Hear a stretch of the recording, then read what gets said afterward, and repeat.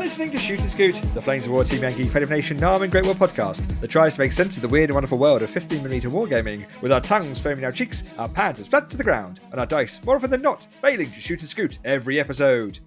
We invite you to join us on the many hobby misadventures on Facebook, and on the blog at breakthroughassault.co.uk, and to shop online at Battlefield Hobbies, because Hammy lost a game against Fez, even though he bought backup. If nice dice your advice, then be sure to check out Dice of War, our dice sponsor here at Shoot and Scoot. And if you need bunkers to bust or autobahns to go too fast on, then also head over to frontlineterrain.square.site, our awesome terrain sponsor. Terrain. Normandy, terrain. Oh, it looks so good. If you'd like to contribute to this continued fair cross-check of a podcast, you can also become a Patreon supporter by following the link on the Breakthrough Result blog. Pay £1 a month for your chance to also become internet famous. I'm Eddie Fez Turner, broadcasting from somewhere in the south of England, and I'm joined by my co-hosts Duncan Wibbly Line Gosling. Volume. And Lee, last online for once, Parnell. I'm last. Oh, welcome to episode 93, the one where we have more tanks than Putin. Lee, what are we talking about tonight? I've got more T-34s than Putin. That should be a T-shirt. I've got more T-34s. No, I've got more T-34s. That is get to work on them. That is definitely a T-shirt thing. I was enjoying the Ukrainian MOD, who have all through this been absolutely on point with their social media, fully embracing the whole thing about all by myself, and that all my friends are dead. Cover the T-34 that could. Yeah. So tonight we are doing Faces Bases. We'll talk about what we're painting. We'll then be doing. We're doing Internet Famous first. Sorry. There we go. Oh my god. Yep. Oh, it's happened. It's happened. Lee's messing up the order. Oh yeah. So there you go. That's a long time since we had to do that on the bingo. Then we'll be doing news up front. We'll talk about what games we're playing. Obviously, Eddie has been away doing some, as he alluded to, with his game versus Hammy. Then we'll be doing, what's it called? UNU's Army. We're looking at the UNU's Army. Yeah, I know. We're coming up with a thing. We're looking at the Berlin starters and what we can do with them. We'll then do an Officer Answers with our patrons, events, and then Shoot and Scoot. So, Internet Famous. We have no new patrons this week, which is fine. Yeah, we're a good number. I'm happy. But what we are going to be doing, we worked out our finances and make sure we can pay off the bills on Zencaster and SoundCloud and all that sort of good stuff. The protection money that we have to get from Phil, otherwise it comes to take some money. And then, so we worked out what we're going to be doing is a quarterly Patreon T-shirt draw. So if you're a patron, we'll basically put your name in a fairly skanky hat, pull the name out, and then you can go to the T-shirt store and choose a T-shirt. And including some of our new fantastic lines. Mm-hmm. Yes, we now have the Bombay T-shirt. The Bombay, was it fully seasoned? Seasoned liberally, was it? Liberally seasoned. Tall boys, yeah. Now clearly we got to do some sort of. I've officially got more T-34s than Putin or something like that. Yes. Does this make me a Tin Pot dictator? T-shirt. Plastic hand later. Yeah. And then, finances allowing, we'll also be looking at doing a end of year draw for our patrons, where one lucky patron will get an army starter box of some sort. Super fancy. Unless we blow it all on, Coke and hookers. But instead. Hookers and Blow, still the best Christmas book there is. Yeah, Hookers and Blow Save Christmas. Yeah, exactly. Yeah. Actually, official kids book. Trust me on this. Yeah, you can Google that, Darren. Darren, let's do that's fine. Although, oh no, just be very careful how you type it. Yeah, remember to put safe search on. So yeah, if you fancy in on our lovely T-shirt designs and chance to win a box set at the end of the year, then head on over to Patreon and Shoot and Scoot, where we'll have the link in the description below on the YouTubes and the SoundClouds and the like, and sign up. Yeah, we'll not only do you get all that, you also get onto our Discord and you can come harass us when we're on the evening painting and ask us questions all the time during the week. You can be part of some of the bizarre conversations that go on at any given moment. Strange conversations. Yeah, if you ever entirely different watch list now. Yeah, if you're on a night when both Mike Everest and Mike Robinson are on chat, things get weird. I mean, Special time. Not good, not the good kind of funky weird. Not like what's his name from the Doors. Not that kind of weird. it's got a bit John Morrison. Still John Morrison, yeah. So head on to that. Obviously, it all helps support us, and we can do stuff with the money. Like I say, what we're doing generally these days is we are now paying for Zencaster, which does all our editing, basically, or makes it. You don't skip them because they actually, we're paying them to do this now. Yeah. Well, just explain what we're doing with the money, and we got the SoundClouds, we got all the proper hosting these days. It gives Eddie a soundboard. It does. I'm refraining because I'm terrified it won't work. I thought you were going to do it then. There we go. There you go. Hopefully that worked. Yeah. Otherwise, it'll just be really awkward silence again on the recording. We can just pretend we still got SoundCloud by a soundboard by just leaving awkward pauses and then laughing. Yeah. No apparent reason. Oh, that was a good one. Very funny Englander. Yeah. So okay, so that's enough of the sales pitch. On to the rest of the show. So, Duncan, what have you been painting? Not a lot. Although I did misappropriate Mr. Cox's Volks Grenadier Army. So I spent some time doing a bit of repairing on that. Yeah. He's got quite a lot. I didn't quite realise how much. I've now got a snow-themed Volks Grenadier Army. Very nice. Which is very nice, yeah. I've also started tallying up my painted armies in terms of points, which has kept me entertained. That sounds a bad idea. It scared the living crap out of me. I've got 1,200 points of painted Germans. That's more than a few. That's just late war, by the way. 1,200 points. 1,200 in version 4 money. In version 4 money. Yeah. So that's an idea. So you want to get 1,500 points of, and then I go, I've got 1,500 point army, and then we go, oh, is it 3-3? And go, no. Those are rookie numbers, my friend. And that was quite funny because I did it for. I haven't done it for the Soviets yet, but I have done it for the British and the Americans, and I forgot that I also got paratroopers for the British.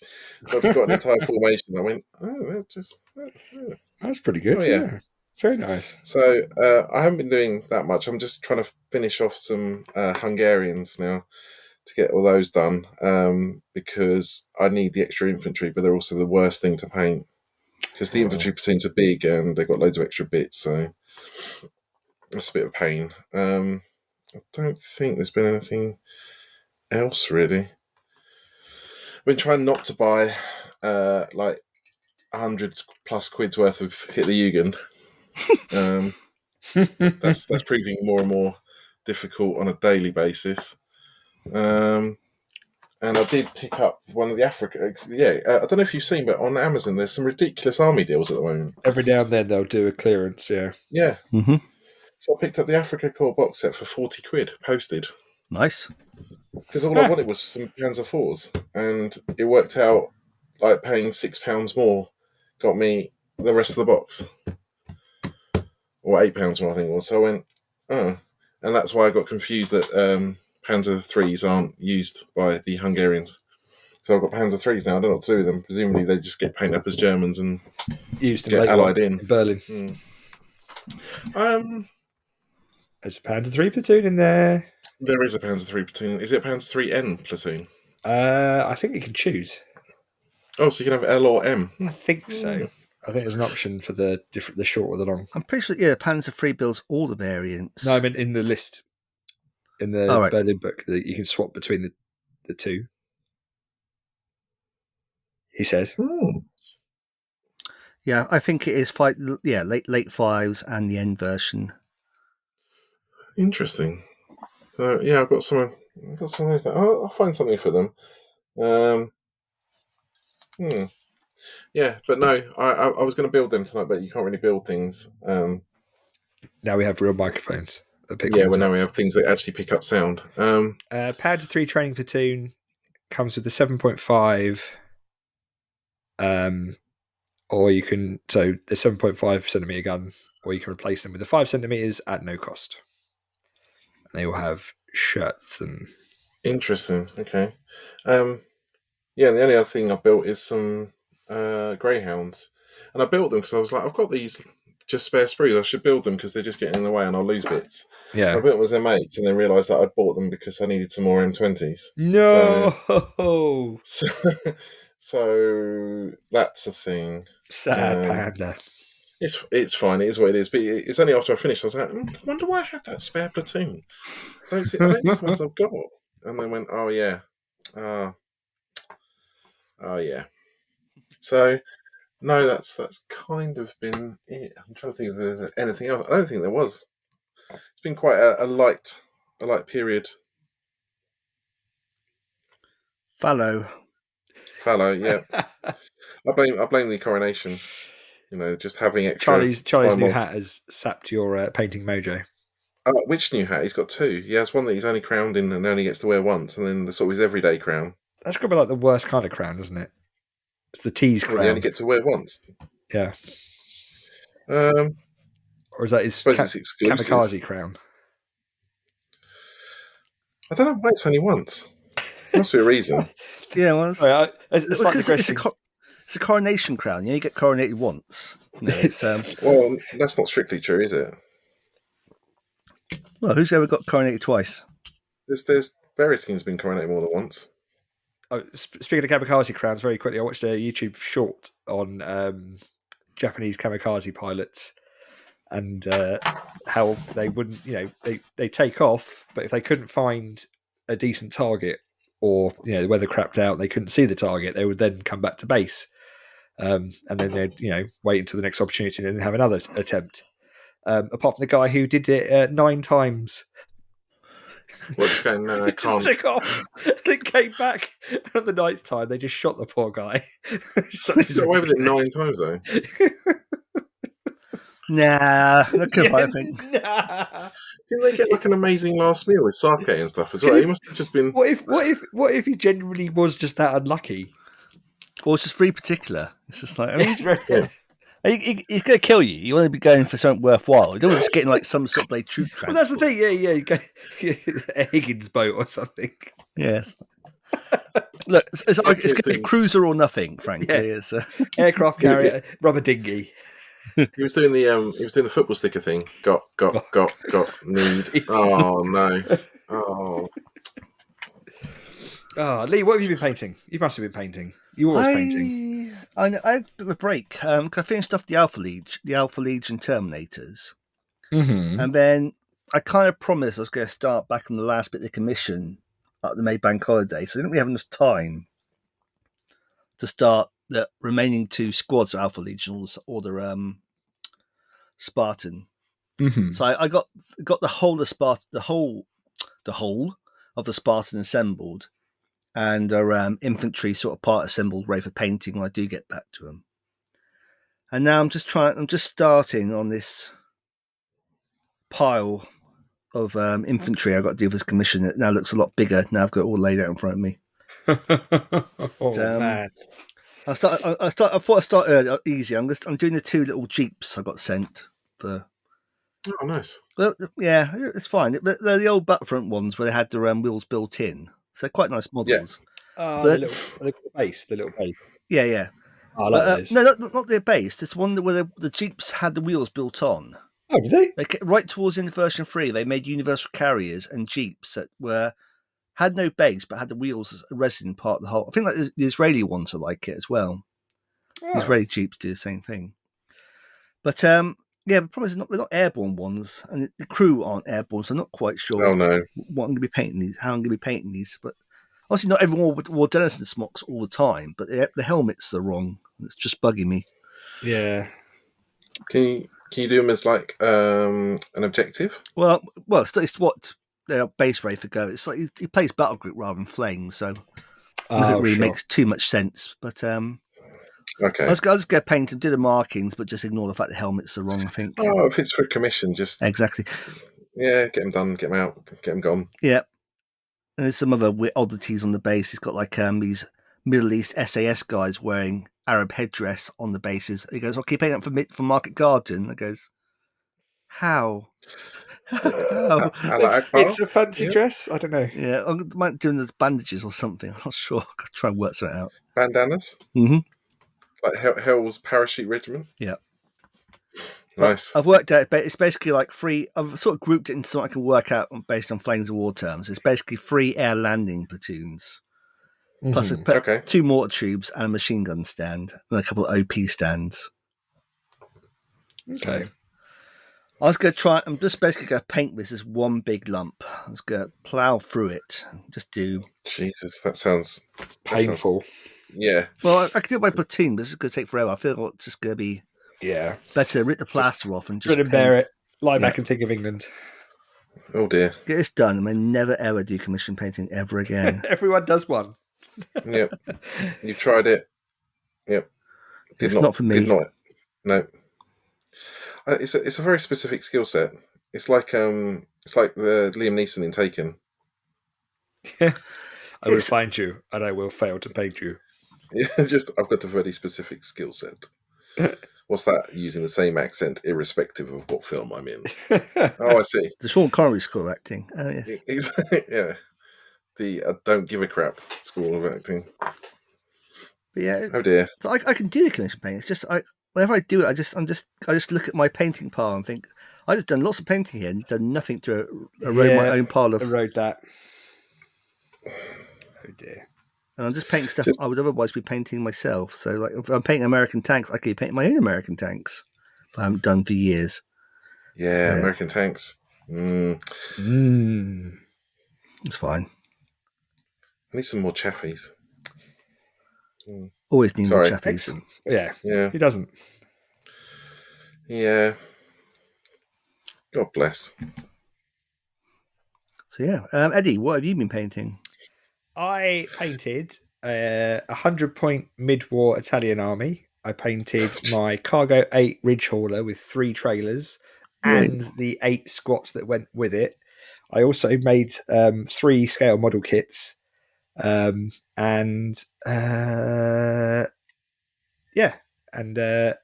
right. And the T-Rex that Mark printed out for me 18 months ago. You got around to doing that? Yeah, I did that as well. Oh yeah. There you go. Put the photo up. Did I F? I got food poisoning. Well, I thought she was using a camera.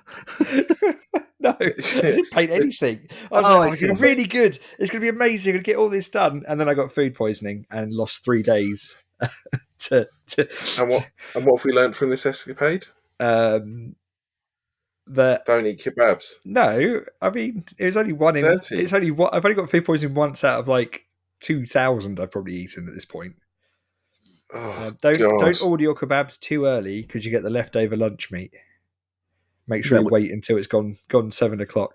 Is that what you think it was? That's what I think it was. Yeah. I don't ever want to hear that sentence again in my life. Leftover lunch meat. Yep. I think that's what it was. Oh my God. I mean, to be honest, it could have been anything, but that was what I was suffering the morning after. Dysentery. Yeah, not great. Not great. Yeah. Legitimately feel for any time anyone says anything about having that during war. That would absolutely suck. Yep, blowing both ends. Yep, yeah. Terrible. So there she blows. So I did paint 4 L640 tanks. Actually, I painted 5, but I only needed 4. I painted 5 of those. I painted 4 Semaventi 90s, which are quite interesting actually because they're the new mid-war monster box. So classic resin hulls, but everything that was going to be white metal, so the tracks, the gun barrel, the gun shields, the crew, was all Sinocast resin. Yes. And that's been mentioned, yeah. Was actually pretty good. Mm-hmm. At first, I was a bit terrified when it came out. I thought, oh God, this is going to be terrible. But now that they seem to have hardened, and there was some egregious mold lines, especially on the front glacis plate. Like there was just a weird shift. So it was like this diagonal mold line across the front of the gun shield. Yeah. But because it's the harder resin, I literally just shaved it off with a hobby knife. And that was it. It was done. And I was like, oh, oh, okay, this isn't going to be as bad. And once they're assembled, I quite like the fact they're nice and light. They've got a bit of a mass to them, but not too much. So if you knock them over, they're not going to chip. Is that the Semos? That is the Semo 90s, yeah. Yeah, I've got some of them. I did have to put bases in the end. I did have to put some filler on the because the gun shield is in 2 parts because I don't think they can do a Sinocast that big. It is. So I once I glued them together, I did a little bit of Vallejo, do like a model filler, and it comes in a really good little small applicator for scale models. You just run that in there and then sand that down, and then you couldn't tell it was there. So did you put German crew on them? German crew? Yeah. What, on the 90s? Yeah. No, because I'm ahistoric. These are in desert. These are in desert colours. To be fair, I mean, they're used with Italian crews in Sicily, but yeah, late war, they did get used by the Germans. I managed to get all my infantry built, texture-based, and then sprayed fur brown, and then realised it's the rattle can that had the slight gloss finish. Oh no! Yeah, so I'm hoping I can get another can of fur brown and just put a matte coat over the top, so I can paint over the top of it. But I say, can you not just use matte varnish there? What, as a primer? Well, you've already primed it with the glossy paint. Now you go over it with the matte varnish just to bring it back down. Maybe. I'll still act as a mechanical key with the actual paint going over the top. You think? Lee's right. It should work. Yeah. Okay. I'll give that a go then. That'll be better than putting on extra paint, won't it? Yeah. Well, why do your tanks? You put the gloss varnish on for the transfers and that. Then you matte it, and then after the matte, you then do the final weathering to blend the transfers back in. That's true. I can't see why it wouldn't work with that. Airbrush it through. And then brush it, yeah, that's true. And I did actually get some paint onto some of my squat gangers for Necromunda. The train looks impressive. The land train, yeah. Everyone hates it in the game. I've got to the point because it's cheesy. Well, it's because it generates credits and it's impossible to kill, pretty much. There's an outside chance it will wreck, and if it does wreck, I'm in a bad way because it's most of my gang. Right. But it doesn't actually have any guns. So it is a big distraction Carnifex in that everyone gets so preoccupied with trying to kill the gigantic land train because it's big and a land train that the rest of my gangers, who aren't anything special apart from the fact they've got rapid fire guns, just pick them off one by one. Did you paint your squad gang leader as Gary Glitter? I did not, no.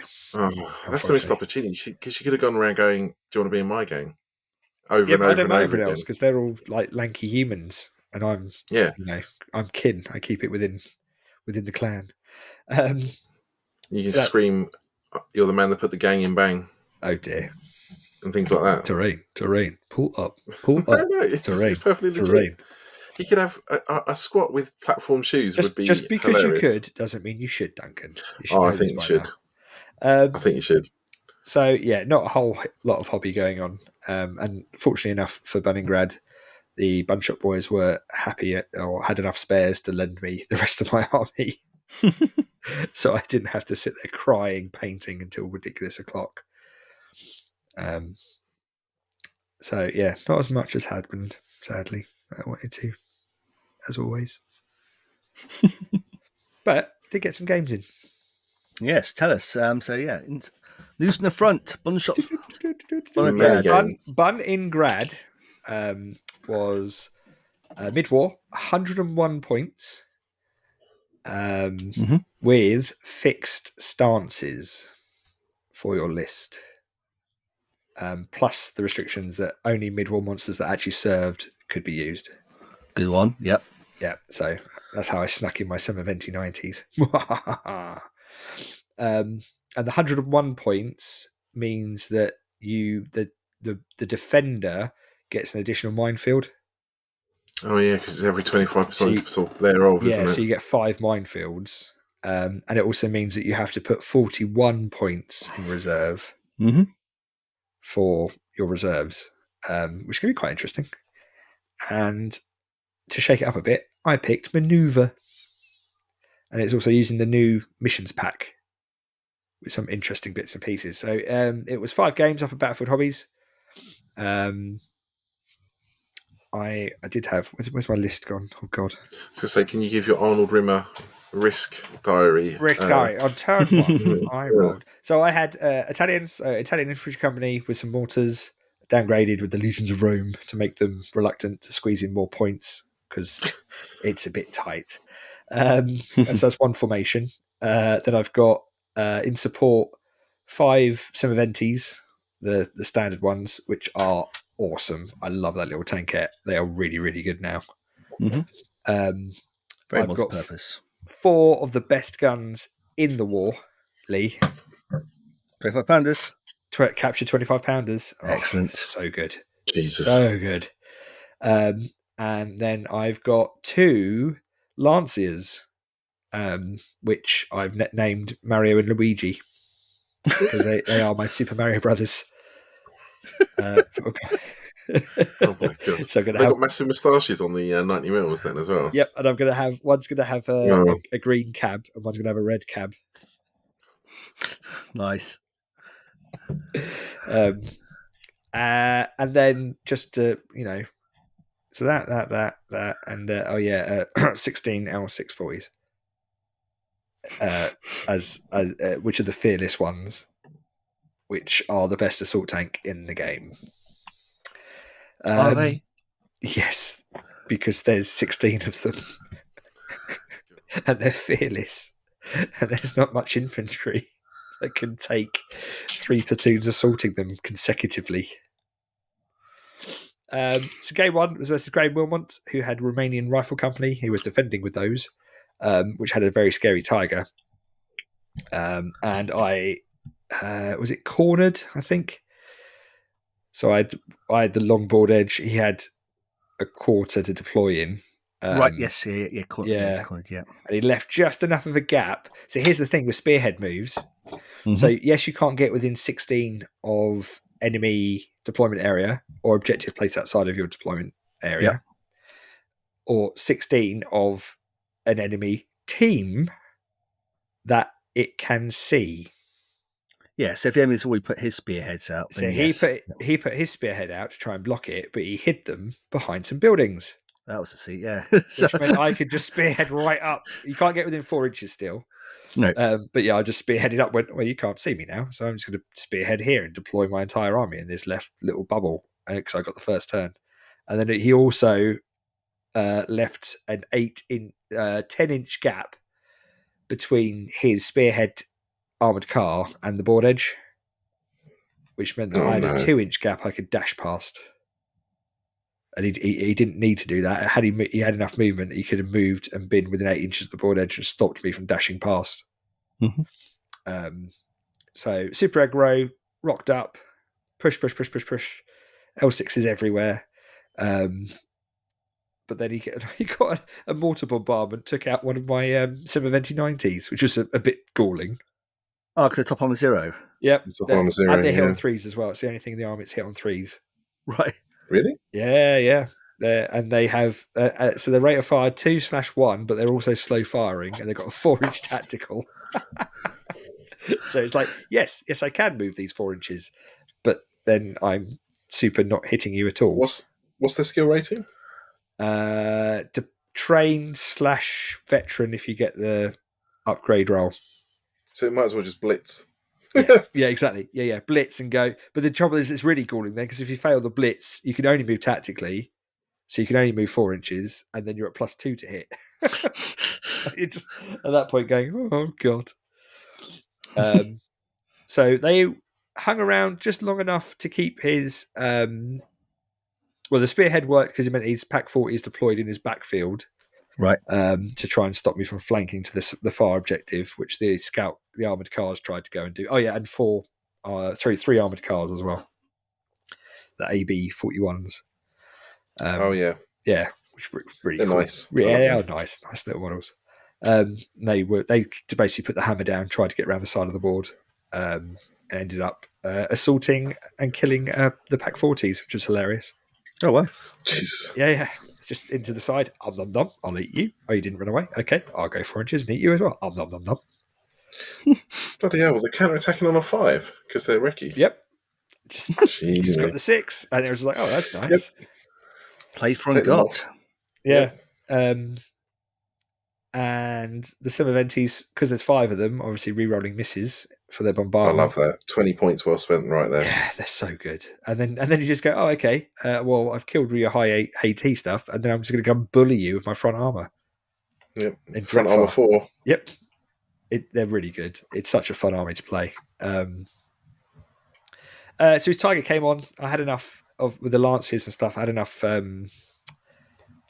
high AT to keep it honest and keep him at the back of the hill. Yeah. But the L6s tried and tried and tried, but just couldn't churn through, because he also had the Romanians had these terrifying little Pack 36s, which have terrifying for you, and like the light tank. Just the maneuverability of them as well, because they've got a 6-inch tactical. Yep, it's just mad, and you just can't get too close because they'll start running around everywhere. Mm-hmm. But yeah, in the end, couldn't get enough ground through, and we ended up running out of time. But it was obviously Graham, Team England captain, gives no quarter, and it was just a really good fun first game, to be honest. The Romanians got a lot of mass in middle. There was a lot of them remaining on the table at the end still. That's true. Yeah. Was that a joke? That was a joke, yeah. That was my attempt at being funny. Okay. I won't quit my day job. So that ended up being a draw. Which was it a high scoring draw at least for both of you? Yeah. I think we ground enough platoons out between us, which then I went to go on, and game 2, I think, was against Santa, who had Italian tanks and L6s. Oh, was it Santa? I'm getting confused now. Yeah, it was Santa game 2. It's very distinctive. He is, yeah. I'm just trying to think what happened. I think because we just had an L6 off, but my AT was a bit better than his AT. My infantry was a bit better than his tanks in the end. So he had manoeuvre as well. I ended up attacking. I could just be making this up. I should have written this down. It's absolutely terrible. Did anything die in an L6 off, or did everything? It's quite hilarious. No, not really. Yeah, okay. Right. And it was exactly that. It was, but I had a wood to run my infantry up. So because I had a wood to run my infantry up and start risking, I think about 3 times I got on the objective, and all times I was assaulted back off it by L6s. But then his L6s couldn't sit there with my Summer Venties came round the corner. Right. So, it was the high AT stuff on the hill. The Lancers and 90s were just obliterating things on a hill, because the only terrain he really had was cornfields. So I'm ignoring that, and long range shots, just picking things off. I killed his armoured cars with my L6s, and then basically there was one 6-inch wood that had about 30 things die inside of it. It was insane. It was really brutal. There was everything on fire. The funniest bit was when I managed to bail 7 tanks in one turn. No, sorry, I bailed 5 in one turn, but 2 had failed to remount the previous turn, so 7 hulls. And then one infantry stand just walked over and went, "Oh, I'll capture a review. Thank you very much." It's just like, oh god. So eventually I pushed him off the objective, because he only had, it's just a case of I had infantry standing there and had shot and shot and shot and shot, and that gave me the 6-3 in the end. 6-3 win. Nice. Yeah, and it's. I don't know if it would have gone down the same had the terrain not been quite so good for the deployment, because I literally had a 18-inch wood line directly where I needed to go from where I could spearhead to. And then like a 5-inch gap between that and the next wood where the objective was. But even so, I mean, you still bled 3 platoons. I did, yeah. I mean, it was just L6s versus L6s, and then he had so instead of infantry, he had the the medium tanks. I can't remember what they are now. 14. Oh, the P40s. No, not the new ones. The classic ones. M14s. M14s. That's the one. Yeah. The ones that look really, really cool. 1441s. So got a win there, which was nice. Which went in the third round. I was up against Hammy with his absolutely broken US Armoured Rifle Company and M3 Lee Tank Company. It's good that. Yeah, I've played that and it's horrible. And it was Valley of Death. And he'd tweaked it since then because he'd figured out some things he needed to put in because he had some more broken things. He had enough points to put the upgrade cards in to make his one platoon of mortars and one platoon of T30s, whatever the guns, 75mm guns. Yeah, T30s. Mm-hmm. He made them veterans, trained instead of green. So they were like scary and ranging in, and it was Valley of Death. And I was sitting there going, oh God, I just don't have enough to stop this. This is going to be brutal. But then surprisingly, Nobby turned up. Oh no. And decided that he wanted to play. So Hammy and Nobby played the Americans and I played the Italians as game 3 on day 1, having been up at 6 a.m. to drive up there. So I was fairly tired. And we played Valley of Death whilst teaching Nobby the rules as we went along, kind of thing. Blimey. Yeah. How is Nobby these days? Is he all right? He's doing all right. Yeah. Very, very pretty motorbike.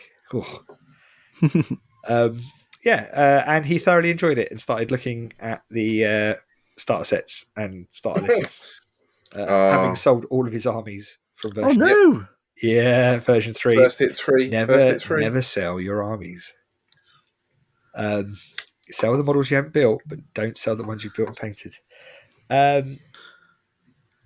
So despite the fact the objectives were in the middle of the board and I had a tree line and had my infantry as blocking forces down the side and not much to actually move and contest the objectives, Nobby got totally distracted with killing me instead of claiming the objectives, and so would spam assault after assault and infantry after infantry at my platoons, not on the objectives.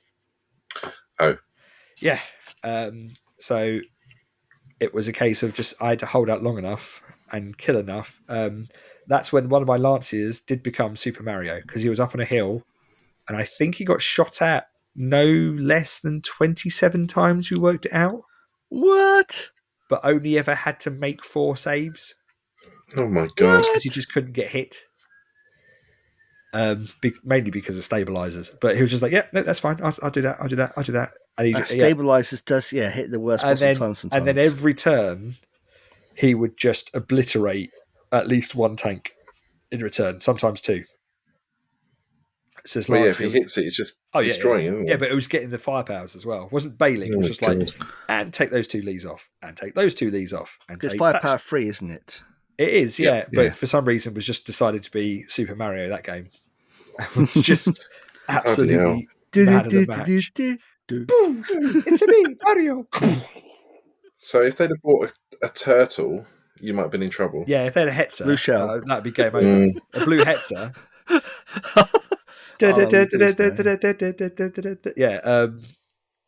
It did, however, they did almost win the game because I neglected the turn count and they moved. He moved. Classic Eddie. Yeah, classic Eddie. Oh, I just didn't see the threat, to be honest, because I was so tired. He'd moved within 4 and I didn't have anyone within 4. Oh dear. So I had to kill everyone there. And it ended up being a single L6 managed to get the bail to bail out the single tank that was left within 4, even though I didn't have anyone within 4. Good enough. Yep. Right. However, this is what's changed. So you contest objectives after remounting. Okay. So if you start your turn and you have a bailed tank within 4 inches of an objective that you're trying to capture, you get to remount before you assess, am I within 4 inches of that objective at the start of the turn? That's changed. It is, yes. So when did that change? It's just a new mission pack, is it? This is something that clarified, and I don't think it's in Lessons from the Front, and it's just become... Hold on. That didn't need clarification? Well, it does, because it states if you're within 4 inches of... It says at the start of your turn, you're contesting the objective. If at the start of your turn, you are within 4 inches of the objective, and you end your turn, with no other enemy teams within 4 inches of the objective, right? But Yeah. if you're bailed out at the beginning of your turn, Battle tanks don't count. correct, but you get a chance to remount before you check if you're within 4. Is that in the turn sequence then? Yes, it is a change. That, as far as That's I'm what I aware. mean. It's a change. It's not a clarification then. Well, Because the clarification, I think, the was clarification is when is the start of your turn, and that is after you've done remounts, last stands. Then you look, so you get, which kind of makes sense. Well, it kind of makes sense because if you had a single tank next to the objective at the start of your turn, and it was on a last stand test, you have to resolve that before you see, if that makes sense. Because you could say, all right, this one tank at the start of my turn is within 4, but then, I'm contesting that objective. Oh no, he's run away. Okay. So you do remounts and last stands, and then you look to see if you're within 4. I mean, that's fine. I don't care what. Yeah. Yeah. I don't particularly care. I just mean that I think that the start of the turn, to me, it's the start of the turn. Yes. It's not. It's exactly. That's exactly how I thought. And then everyone came over and said, no, it is that way. Luckily, they didn't remount that bailed out tank, so it didn't contest. So I didn't lose the game, which will come into it later. So I ended up vaporizing him with Super Mario and having driven off the attack. Nice. Giving me the win. Yeah, that's a tough army. Which was 7-2, I think. It's a tough army. It's a tough mission to be defender in. It was very. I was lucky, and to be honest, I think had Hammy been playing the list, I would have. All of my transgressions would have been repeated upon myself very badly because I made some mistakes in the game, and Hammy wouldn't have let me get away with it, and it would have been a bit different. But as it was, that was another win, which was nice. End of the day. So day one, that's what, a draw and 2 wins. Yep. So you must be pretty high up the table by the end of the first event. I was classic submarine having a nosebleed. Yep. Classic submarining. First round draw or loss. So day 2 up against Paul Chambers, listener of the podcast. Hi, Paul. Who was quite touching actually, because he said it was nice. He listens to the podcast because he doesn't have much of a Flames of War gaming group around him, and lets him stay part of the hobby. So if that is you, if you are out there listening to this podcast because you don't have many Flames of War players around you, thank you very much for listening. Hope you enjoy it. And Paul had Americans, M4 Shermans and M3 Lees. So many, and was attacking. Oh God! So I had to defend in breakthrough, which is I have the 2 corners. Classic mission. Yeah, that is right. I have the 2 opposite corners. Defender has 2 opposing quarters. Attacker chooses a quarter, they put objectives in, and then attacks from the other quarter. The other one, and has to put at least 1 platoon. There we go. That's it. It was breakthrough. Yeah. Oh, see, I'm learning. It's only taken this many years. So here's the first question: longly or shortly? Always longly, ladies. I can't remember. Man. There was lots of them. It was green. It was hideous. He had a ton of mortars, and they were scary. And the objectives were pretty much in the open. Those 2 armored mortar or the armored mortar platoons in those American formations are just. So it was going to be scary. Yeah. Luckily, 25 pounders are the best gun in the game. Best gun in the war. 25 pounders deployed, covering the one objective. I had Semiventi in a wood. Sorry, not Semiventi. Lancer in a wood, with some infantry covering the other one, and a big defensive line. And I ambushed the long Semiventis, and I put all the L6s in reserve for that one. Oh my God! Along with the normal Semiventi platoon as well was in reserve, just to make up the points. So he super aggressive, ran at me like a lunatic, dropped smoke, did some assaults, drove the infantry back because they're only reluctant, but didn't win the assault because the fearless guns stayed on the table. They went, no, And then Sharp his one. tanks went, okay, we'll break off then, and fell back. Rinse and repeat about 3 turns in a row, with the infantry just kind of getting bullied from one side to the other. Meanwhile, the long... I lost... Luigi got killed, the Lancia. He got taken out by machine gun fire from aggressive M3s driving forward. but Mario on the far hill was just popping Shermans, popping tanks. Whenever there was smoke, I mean, Paul's a great player, so he was dropping his smoke left, right, and centre from his, I think 4 platoons had it.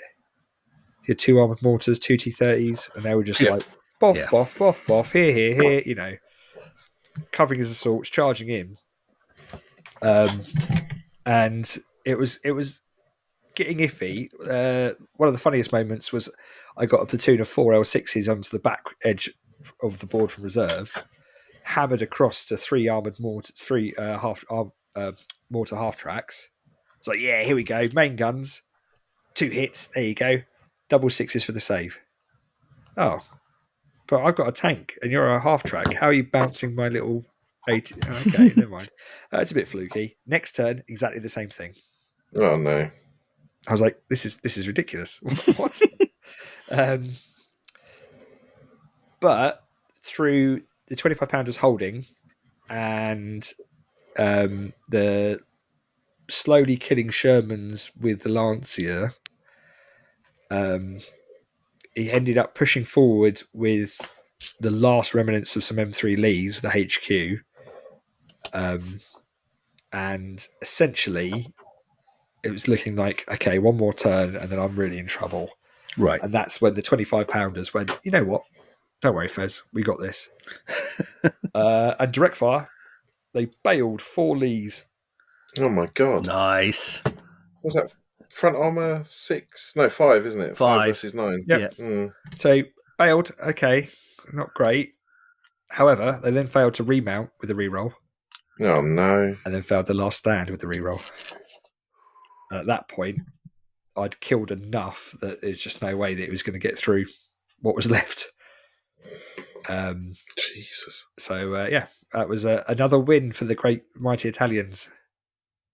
So I was flying high at that point, and went into the last game against Andy Ellis, a great player who was running British Crusaders alongside US Stuarts, and basically we knew that whoever won that game was likely to win the tournament because we'd got enough clear. Hopefully, it was that it was all still touch and go, but between us, it was the top table finish.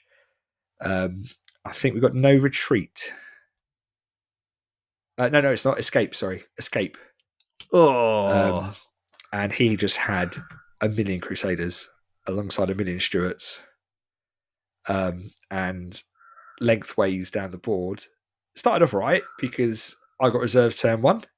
My 7 Ventis drove on and obliterated his 3 M10s that he'd left behind a wood, thinking they'd be okay. Nope, all gone. That'll do me. good start. Yep, good start. But then, essentially, despite my best efforts at long range shooting and getting some lucky plucks of different platoons and bits and pieces, when the assault did come in, my defensive, he managed to mitigate the defensive fire from the 25 pounders, and ended up. Yeah, no, he did. He did really well because the Crusaders were the scout tanks. Yep. So hit on 4s, 5s with concealment because the cornfield the objectives were in, and he basically just racked up and he actually ate the 25 pounders in assault. So it's like, right, wow. I kill you. I counter attack. I can't actually go anywhere. You counter attack, confident, 4 up, past it, reroll, moves in, eats the next 25 pounder. It was just like that. We did I think it was about 6 or 7 turns of assault, backwards and forwards after the infantry broke off straight away, as they always do. And he just ate my 25 pounders and ended up sitting on the objective. And there was just nothing I could really do to push back. So ended up losing that one, which is fair enough. Nice quick game, good player. Mm-hmm. Which meant that on 28 points, Andy came first. 26 points, I came second. And then Hammy came in third with 25. Oh. So that's 2 American-esque lists in the top 3? British and US Stuarts. They hit on 2 Stuarts. Yeah, the reckless ones, because Yeah. they're super cheap. There's just so many tank holes. There's literally nothing I can do. And then he had enough. You know, they're punchy enough that they can really make it hurt against me. Well, it's only a problem if you're actually able to shoot them with something anti-tank. I think they're a front armor 3. Yeah, but it's just number of shots. Yeah, that's what I mean. It's just front armor 3. You've still got to get something decent to shoot them, otherwise exactly, they're not going to die. The L6s would have been useless. Yeah. Well, because it's a little 2 centimeter. 85, yeah. Yeah. You know, it's a 15 and then a 5-up firepower. So at most you're bailing. It's not great, but that was just it was a good army for what he was doing. Doing with it.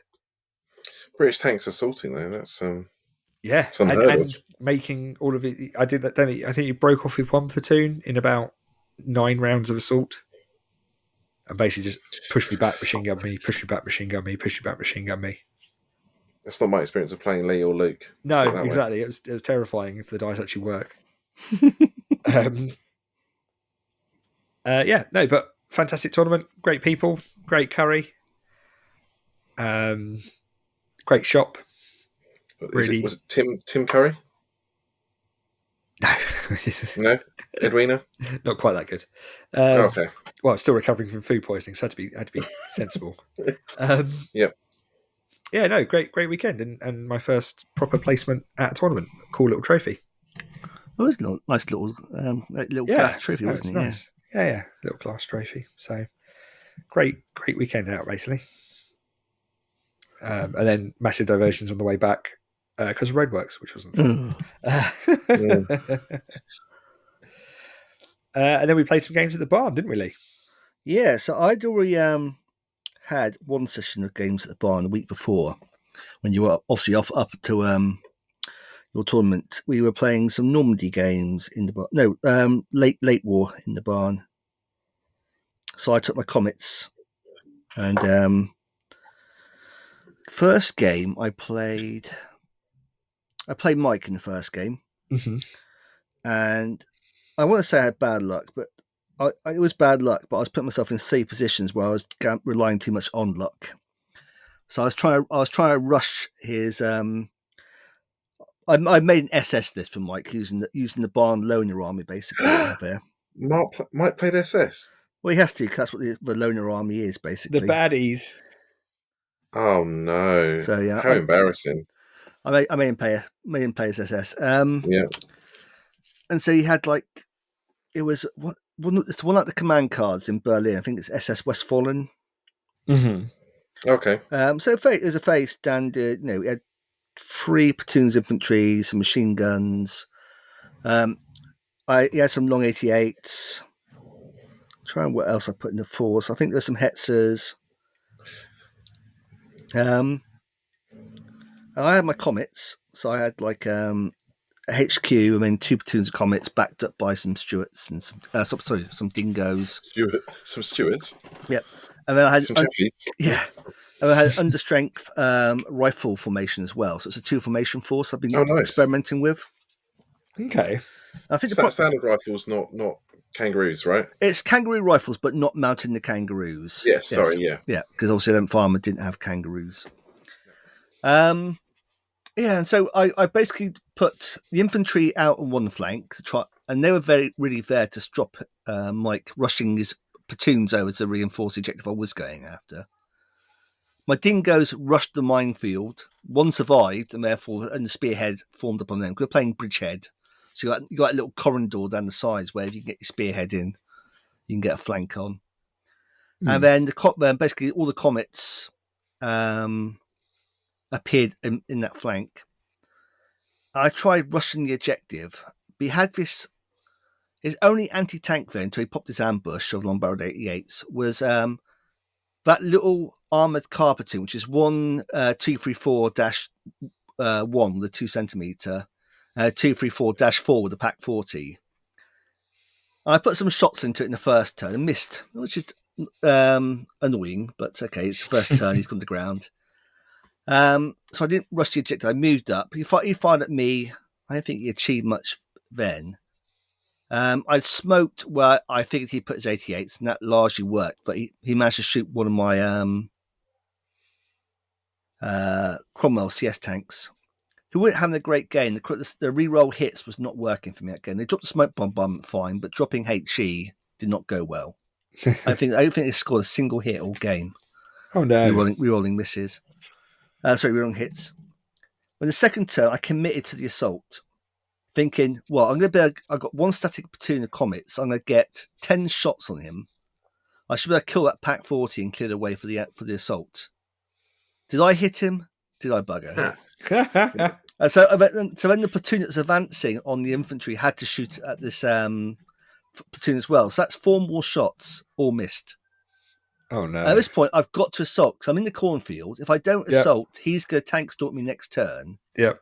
So I assault. The Pack 40 kills 1. Thankfully, the pinned infantry missed their Panzerfaust. But because this Pack 40 armor car is sitting in the field, only 2 comets can actually get into the assault. Oh no! They kills 2 stands.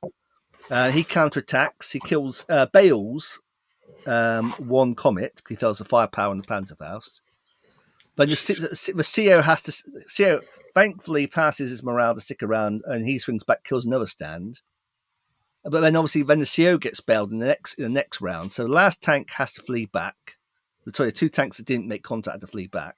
Sorry, 1 tank because one's on fire from the Pack 40. Oh no! So that's 1 platoon. That's 1 platoon of comets down straight away. That becomes the CO tank where he jumps into it from his burning wreck. Mm. So I'm down a platoon of comets. And that's basically the high point. Because this following turn, the 88s, the smoke cleared, and they then wiped out the other platoon. Yeah. In all the meantime, my infantry on the other flank, who are advancing on these, because they're SS Grenadiers, so only rifle machine gun teams. They are, yep. So I thought, if they put 2 shots out, I'll move up, and he'll probably miss because he's going to be pinned, that kind of thing. He gets 12 hits on 1 platoon. I failed every. Yeah, he's fired 12 shots, got 12 hits. I then failed all but 1 save, so the platoon just dissolves. Oh my god! So, but again, as I was thinking later, yes, I had bad luck, but I could have been a bit more conservative in my advance with the infantry, so they just didn't get shot in the first place. I just put a bit too much. You can't legislate for that level of attrition.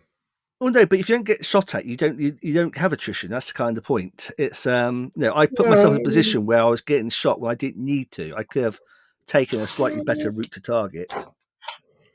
The comet rush. I knew I was kind of working. I had to move quickly because those long barrel 88s were going to wipe me out if I wasn't in cover. Yeah. Even if I was in cover, they were probably still going to wipe me out because it's like hitting me on 5s. 5s, yeah. 5's range, right? Yeah. Well, 5's are cover, basically. 5, sorry. Yeah, but if I was at range, it would have got to sit down to 6s, but it's quite close quarters in that quarter. And yes, I just had to push that assault. But I just, again, it's like not killing an armored car out of... Because in the first turn, actually, I just remember, I did actually hit... I hit the 2 centimetre, bailed him, and I thought, that's fine. It's a Puma platoon. They'll run away at the first instance. Nope, he gets back in. Nope. That's unheard of. Yeah, gets back in, so they just stick around. It was, the second game was playing Ian and his Hungarians.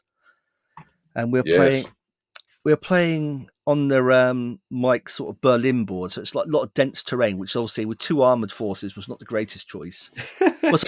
My armoured force, his cavalry force, because horses in towns work so well. If the enemy's got guns. So I basically put the infantry and 1 tank platoon out on the right flank, which is fairly open, didn't have much guarding it apart from some 149 guns. And then the HQ and the other comets were basically going to try and hold up the other objective and maybe try and rush it if I could. Mm. That sort of stalled. He popped his Hungarian 80 centimeters, which in the first turn I was being wary of because I thought they were 88s, and I found out they're only anti-tank 11 rather than anti-tank 14. Yeah. And they got their gun shield and stuff. Yeah, it was dug in, so the gun shield thing was less relevant. But yeah. Yeah, so he moved his cavalry into the buildings, and they were contesting the objective. So my CS tanks were trying to pound away and try and deal with the infantry, so my comets could have rushed the objective. Never quite worked. His Panzer IIIs came on, wiped out the dingoes, got flank shots on my comets, but thankfully, comets got a relatively good side armor of 5, so I tank 9 because they're only like 5cm Panzer IIIs. Most of the shots bounced or fell to, if they did hit, then failed their firepower check. But on the right hand flank, my infantry kept pushing up. I left. I had to go around this ranged in marker, but I then found out later the ranged in marker was for his Nebs, not his 149s. Oh no! So both platoons get hit. They take a couple casualties, but they're pinned. As you know, you rally 5+ with British in lately. Yeah. So one platoon then stalled, but the other one kept moving. The carriers were basically playing cat and mouse with his Panzer IV platoon. So I was contesting the objective, but I couldn't. He was picked off a universal carrier, and the other two were just kind of hiding, just to try and keep contesting. Did you not go Piat hunting with him? Unfortunately, I didn't have the point to give him a Piat. Heresy. So they were not apex predators in this game. That's why you lost. Oh my god! Well, yeah. I'll get into that. What I managed to do was, I realised there's only one Panzer IV guarding the objective. My comets had been having a really rubbish shootout with tigers. I was down to basically one comet was bailed for the entire game. No one was destroyed. Right. The last one managed to get back in his tank, blitzed, shot down the street, and took out the Panzer IV. Which then meant I started the turn on the objective, ended the turn with nobody else on the objective, and I won. The flukiest shot ever. By all rights, Ian should have won that game, but I just managed to get a bit lucky on their. I'd rather be lucky than good any day. Yeah. So it was a good game. Like I say, the table didn't really suit either army, which just made it all the more funnier, really. Yeah.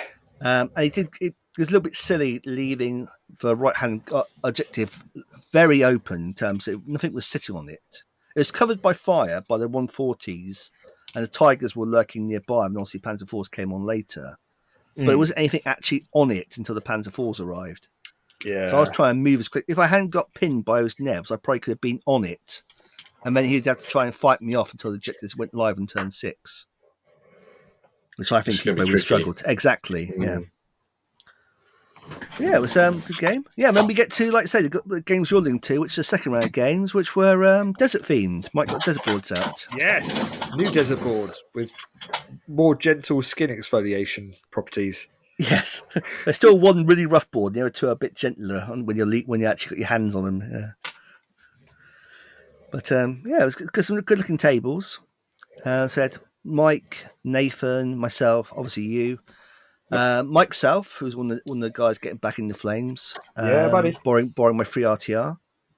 And we had Ian there, who was taking his new American army for a spin. Basically made out of 2 Kasserine boxes. So lots of Shermans, lots of M3 Lees and Stuarts, yeah. So my first game was against Nathan, Valley of Death. He had Crusaders backed up by a few grants and 8 25-pounders. 8? And yes, and a motor platoon. Well, the Crusaders were all Crusader 2s with 2-pounders, I think. I don't recall them having a 6-pounder one in the gun. Oh, okay. And I was using my Panzer IIIs. So I had 2 platoons of Panzer IIIs, 1 of 4, 1 of 3. 2 HQ Panzer IIIs, 2 Panzer IIs, and a platoon of 4 Panzer IVs from artillery, basically. How many Eddie Grants did he have? He had 3 grants, just 1 platoon of grants. Okay. It was a formation of Crusaders with a platoon of grants and a motor company formation. So 1 motor platoon, 4 6-pounders, and some universal carriers. No mortars. Okay, that's interesting. Oh, he might have had mortars. Yeah, I think he might have had mortars as well. Yeah. Okay. Yep.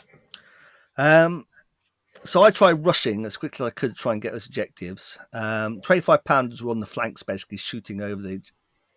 So I went heavy on one flank to basically isolate 4 of the 25-pounders and just face 4 of them front on. Dropped the smoke screen with the Panzer IVs to cover my advance. then it got into a swirling knife fight of Crusaders versus Panzer Threes. Nice. 25 pounders. The first time I've ever seen the game, Mike Target actually got used to the rule to the point where I had to actually to remind myself how Mike Target worked. What? So both 25 pound, the first platoon of 25 pounders ranged in my cluster of Panzer Threes, and then ranged in the first attempt, and then obviously ranged in the second ones, and that counts again as a first attempt because that's what the first one ranged in on. Nice. And so I lost, but thankfully he ranged in quite well. But then I lost one. I got one Panzer III bailed basically. Well, that's not terrible. No. But in the subsequent turns, when I was getting into a knife fight with the 25 pounders, they're direct firing, the Crusaders direct firing. I think casualties started mount. I was lucky in the first turn. The big platoon of Panzer IIIs came straight on from reserve, so they weren't too far behind the first wave when it came into the assault. So I managed to eventually clear 25 pounders on around the left flank, though it cost a lot of my tanks doing it. So I had to try and rush the objective where there was a motor platoon and some universal carriers. And one of I think the CO Crusader was just in range to contribute defensive fire. Oof. So the Panzer IIs tried first. I think the Crusader missed. They went in. The boys' anti-tank rifle missed, thankfully, or I might bell one of them. So two of them got into contact. And had this really, really rubbish fight off where basically we're swinging and missing at each other, but passing our counterattacks and no one's running. And it's slowly attriting down this motor platoon. But eventually my Crusade, his hand grenades are basically eventually bailed both Panzer IIs. So the Panzer II platoon goes. It comes down to the next turn, the Panzer III HQ assaulting the remaining motor guys. And pushing them off, and managed to push them back. And that's why I called you over, because I wanted to check the universal carriers got pushed back as well, and that got me the game. But yeah, Valley of Death, when you defend this, it sucks because you're basically delayed, scattered reserves. Yeah. You've got to move on to the objective. It just seems like it's a really big ask for the defender. It's like if it'd been like immediate scattered reserves or delayed, but you got to choose where you came on, it might be better. But it just felt like a big ask when you got both those factors and you have to move on to the objective. Yeah. But it's his own fault for choosing manoeuvre. And we as we keep saying, manoeuvre never works. And you were playing Mike, weren't you? I think you played both games versus Mike in the end. Yeah, we did, because it was a training mission, essentially, for the rules. So Mike had your 3 RTR. Mm-hmm. Making a game debut. Nice. Under your command. Yeah. And then, so that was 25 pounders, Crusaders. I'm trying to think what else. Yeah, Shermans. So it should have been a HQ of 2 Shermans. That's it, yeah. 2 platoons of 3 Shermans, a Crusader platoon with scout tank card. Yep. A motor platoon, and then the 25 pounders. That was it. And then I had my Panzer III company. So Panzer III HQ, 2 platoons of Panzer IIIs, platoon of Panzer IVs, all of which are 3 tanks.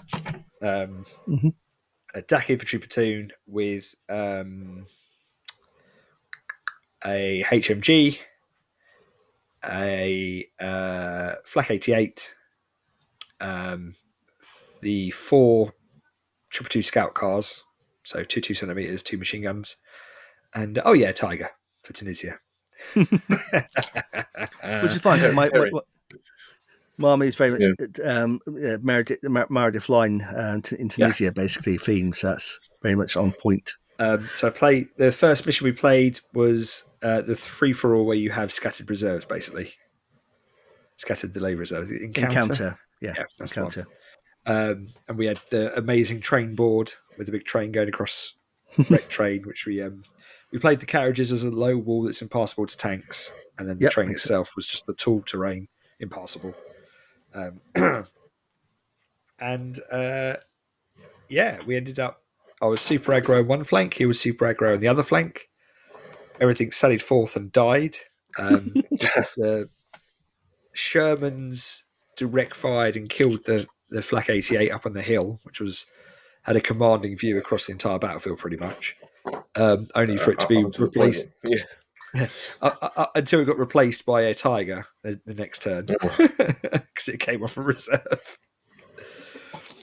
It was a good game. Just explaining the rules and explaining the setups and kind of going through and essentially, I just led platoons.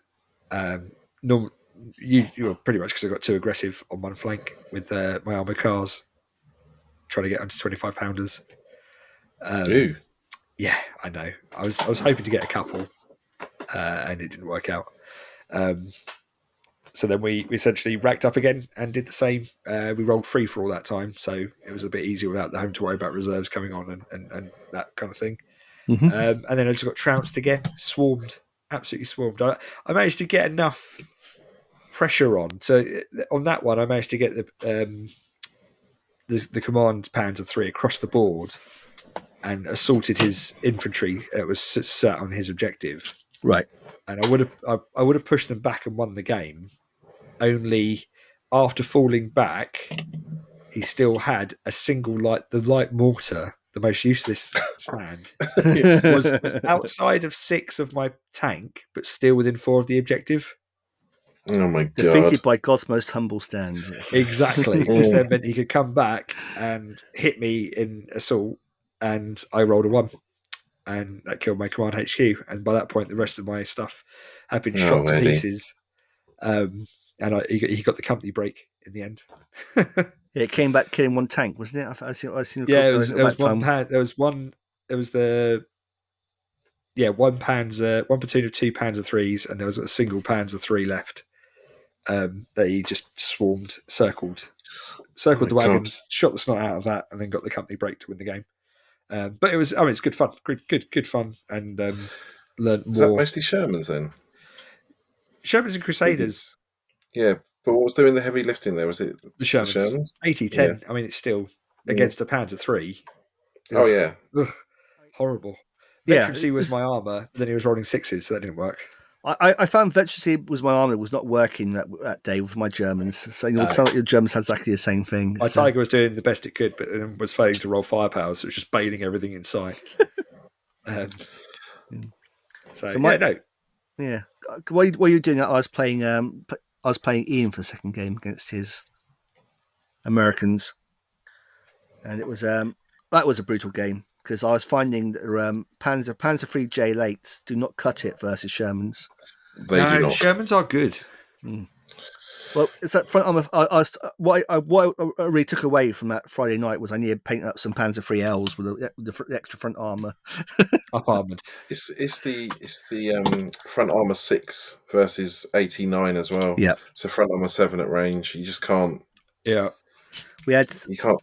Yeah, trade shots. Yeah, we were playing breakthrough. So I put the large Panzer III platoon, the Panzer IIs, in a flank march because his army was basically a HQ platoon and then a ranger platoon in reserve, but his actual main formation was just a HQ and 3 platoons. So the Panzer IIs, the Lees, and the Shermans.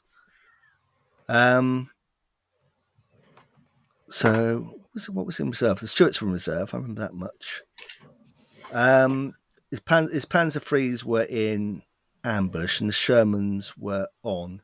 I started the 88s to try and kill the Shermans as quickly as I could, and they fluffed their shot in the first turn. Yep. The Panzer IIIs blitzed and then put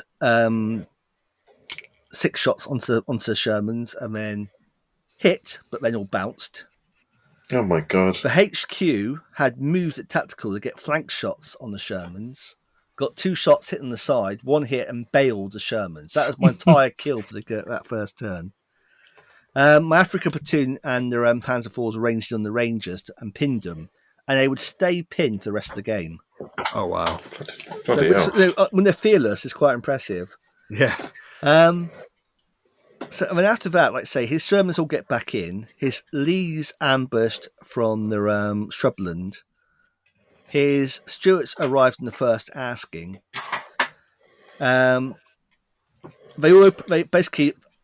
The Panzer IIIs, including the HQ platoon and the Panzer III platoon, just get annihilated apart from the CO, who's just sort of dazed and confused and wondering what the hell's going on.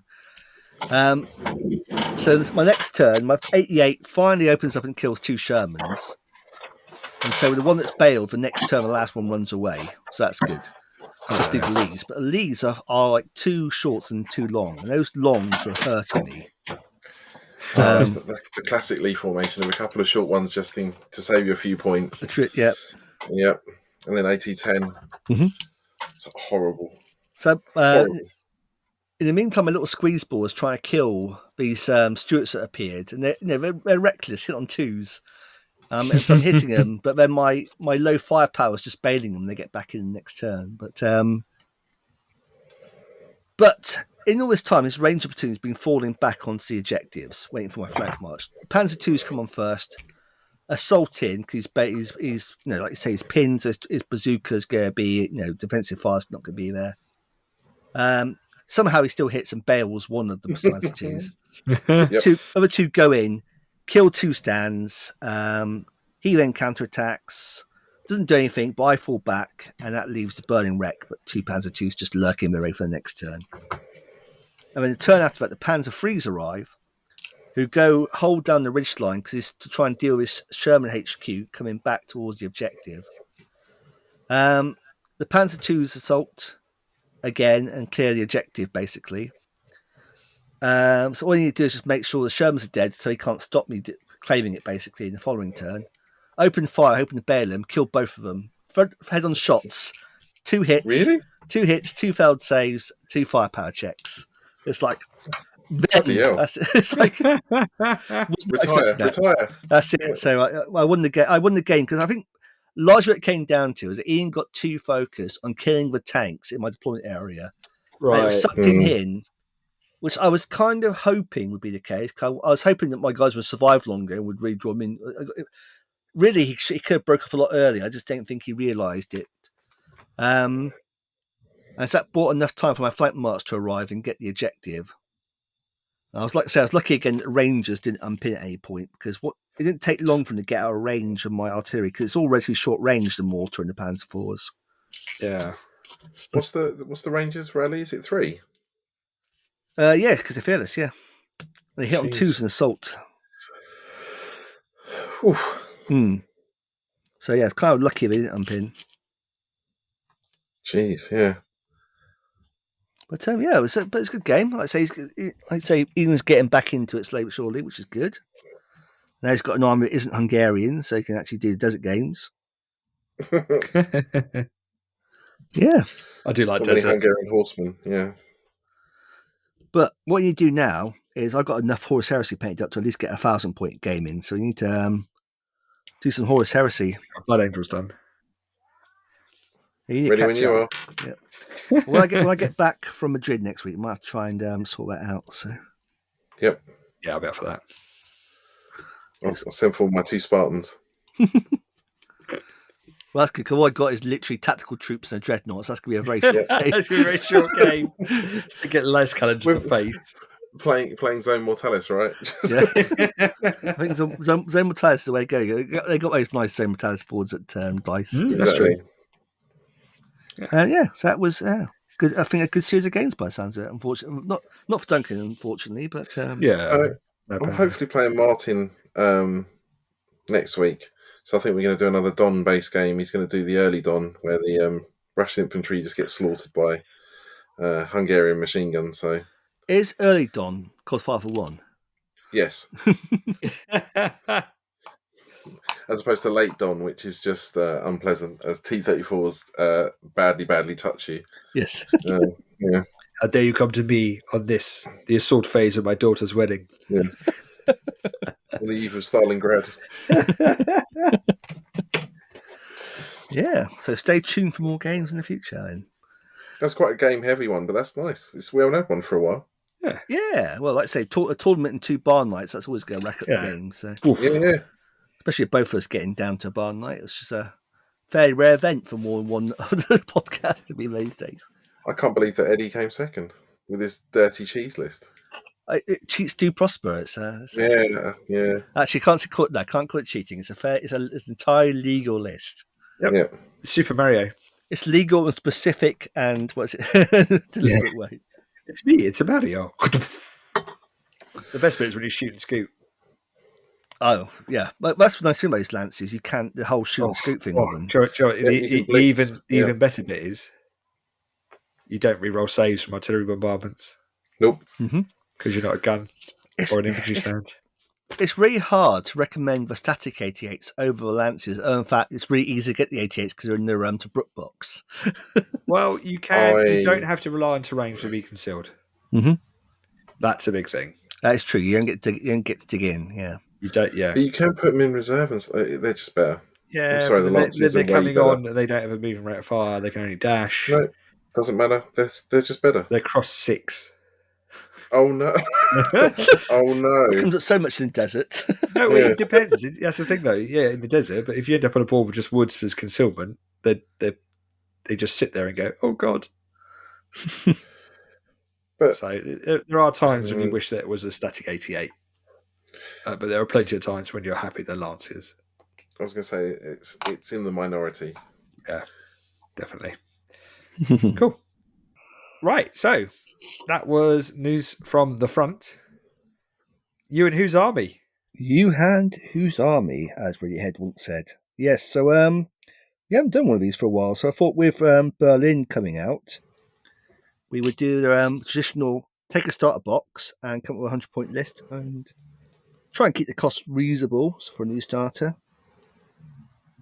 That's it basically. So basically take the start box, try and do a formation from the book, one of the 2 books, and have at it. So who wants to go first? Me. I'll go first. Me. No, don't, because you're going to be both at the same thing. Well, let's say it together. The same thing, have you? Okay. Yeah, I bet we have as well. Eddie, say it together. We're only 1, 2, 3. German tank training company. Yeah. and what else did you buy extra? A Panzer 3 OP. Oh, so I didn't buy anything. I used the lucky card because I felt absolutely egregious. Oh, what? Egregious. Yep. Duncan used the lucky card controversy. It's you could put in an OP, or you could put in a soft skin transport company platoon. Yeah. But I thought actually for the cheapest way to do it, you just buy the cheapest box way to do it would be lucky. But I didn't do that specifically because I didn't want you to get angry at me. No, I just thought, do you know what? If that's the cheapest way to do it, and it's actually not bad. I'm sitting there going, that would be really cool little thing to just buy and paint. Yeah, it's they're also on offer. You can get them for £60 the starter forces. What? Yeah, I found a couple of places. Berlin, Germany. It's called the Tank Training Company, and so I'm guessing. I was going to say, so the contents of that is 3 Panther Lates, 3 Panzer IVs, 3 Hetzers, 3 Panzer IIs, 2 Tiger IIs, 3 Vesps, 1 Panzer Grenadier platoon, and the usual books, decals, unit cards, all probably that kind of stuff. Do you get decals? You get 2 decal seats in the starter boxes. It's the 2-player sets you don't get decals. Correct. And a rule book, which is awesome. Yeah. So I put the Panther HQ. Yep. A platoon of 2 Panthers. Yep. Platoon of 3 Hetzers. Yep. Platoon of 3 Panzer IVs. Yep. Platoon of 3 Panzer IIs. Oh yes. And then a 7-stand MG42 Panzer Grenadier late platoon with Panzer Faust. Yep, in the formation, right? That's formation. It's 59 points in formation. Correct. Yep. You then had the 3 Wesps for 9 points. Yep. And I went with 2 SS Tiger 2s. So did I. For 31 points, which makes it 99 points. Correct. And then for the additional point, you can either go the Fez way and spend £35 buying a box of Panzer 3s to take one of them out. Yeah. Or scouring eBay for a single where someone's broken up a box, because that's to be honest, or go buy into the mid-war starter sets and 2-player starter sets and throw the rest away. Because it's about the same, yeah. Yeah, I did an OP for my Wesps. Or you can just use Duncan's Lucky card with the SS Tank Platoon, which actually is probably better. Yep. And then that lucky card lives with your SS Tiger Tank Platoon, and the first time you fail a 2+ motivation in assault, you use the lucky card and re-roll. Actually done against me on 2 times, I seem to recall. Guaranteed 1. Yep. So it's not ideal because obviously you got a platoon of 2 Panthers, but you don't. I mean, they're long range sniper tanks at that point. So yeah, but you leaving put them them next back. to your HQ. Yeah. I mean, there's things I would like to do to it, if you pardon the expression. So I think that one of the cool things about the training company is that you can have the second tank in the formation HQ as a Panzer IV, for example. So you can get a two-tank platoon. So one can be a Panther and one could be a Panzer IV or a Hetzer. And I think that's quite nice. So you get the two tanks in the HQ, but you don't have to pay a lot of points to get, another Panther. Yeah. Or whatever it is. So you got a bit of ablative armour almost, or just another tank. I think that'd be quite nice. I think it's 4 points or 5 points for a Panzer IV. So that'd be quite cool. I think the Hetzers are probably your ambushes because they're not very good at crossing things. So you don't really want them moving. Yeah. You can't assault, you can't cross. You're better off just being a static gun platform. Yeah. Yeah. And Vesps for Vesps, they're great. I think it's fairly solid. I don't think there's too much you can really do with it. And it's the one box. One box, 100 points, which is insane. I think that's the first. Is that the first time we've done a 100-point list without adding anything? I think it might be. Yeah, pretty sure. So yeah, I mean, considering I completely forgot about this and I was going to do it today, and just then went, oh, that's exactly what I did as well. It's incredible. I mean, that's pretty phenomenal value for even if you take it at full RRP, which let's face it, one's going to pay. It's not lean, mean, ultra competitive, but it should do well. You have fun at the very least. I have fun with it. Yeah, well, it's a good starting point as well to build out onto other things. Yeah, you make full company. Buy an extra box of one of the main other tanks. That isn't Panzer IIs, and you've got a full company. But the other thing I did contemplate, and I don't know if you can do this because I've not seen the contents, but was actually not making the Panzer IIs and going for a 6-gun Vesp platoon. No. Yeah. So the Panzer II kit only builds the Panzer II. Okay. The Wesp builds the Wesp or the Marder II latest. Okay. So do you think you could build Marders out of that as well then, rather than Vesp? You could. I'm just not sure you'd want to. No, I just wondered because I thought a 6-gun Vesp platoon might actually be quite tasty with that force. Re-rolling misses. Start smashing some stuff up. Yeah, unfortunately, because the Wesp is based on a very late pattern Panzer II hull. It's not. It's not really a Panzer II by that point, is it? No, it's not. So it's not really a lot of. So the Panzer II kit can only build a Panzer II. Okay. I haven't actually seen the sprue to know if that's all it builds. If it builds like a different pattern of Panzer II, but I'll have to have a look at it later. Ah. Well, Lee, what did you come up with? Well, apparently I was far more convoluted than you guys in this one. Less panicky. So I thought I was being I actually had time to think about it. I actually remember we were doing this. Yes, I was looking at not the starter box itself, but the actual Clash of Steel box. See, I nearly did that, but it all got a little bit complicated. Well, I like complicated, so I ploughed on with it. So I was looking at the Soviet element of it, which is ironic because I bought the Clash of Steel box, but intended to give the Soviet bit away because I already knew the Germans out of it. But the Soviet bit actually builds a forward attachment, basically. Okay. Because you got a rifle platoon, which is basically 2 sprues of rifles, which gives you enough to do with the HQ for the forward attachment. Yep. And then you have a platoon of T-34s, 85s, obviously. And so that's a very minimum formation. But I thought, well, what happens if you team up with a buddy and get 2 boxes? Yeah. Because 2 boxes is always better than 1 box, as I said previously. Totally. And so what we got, I'm just trying to find, of course, this is the thing where I don't actually the PDF open, which is stupid on me. I'm just trying to find it again. So that basically, because what else you get for the Soviets in that box is basically 2 IS-2s and 2 ISUs, which obviously build the 152 or the 120. And, come on, Berlin Soviets, where is it? Right, give me 1 second. It's on my other screen. Man, looks things up on internet. I know. It's terrible. So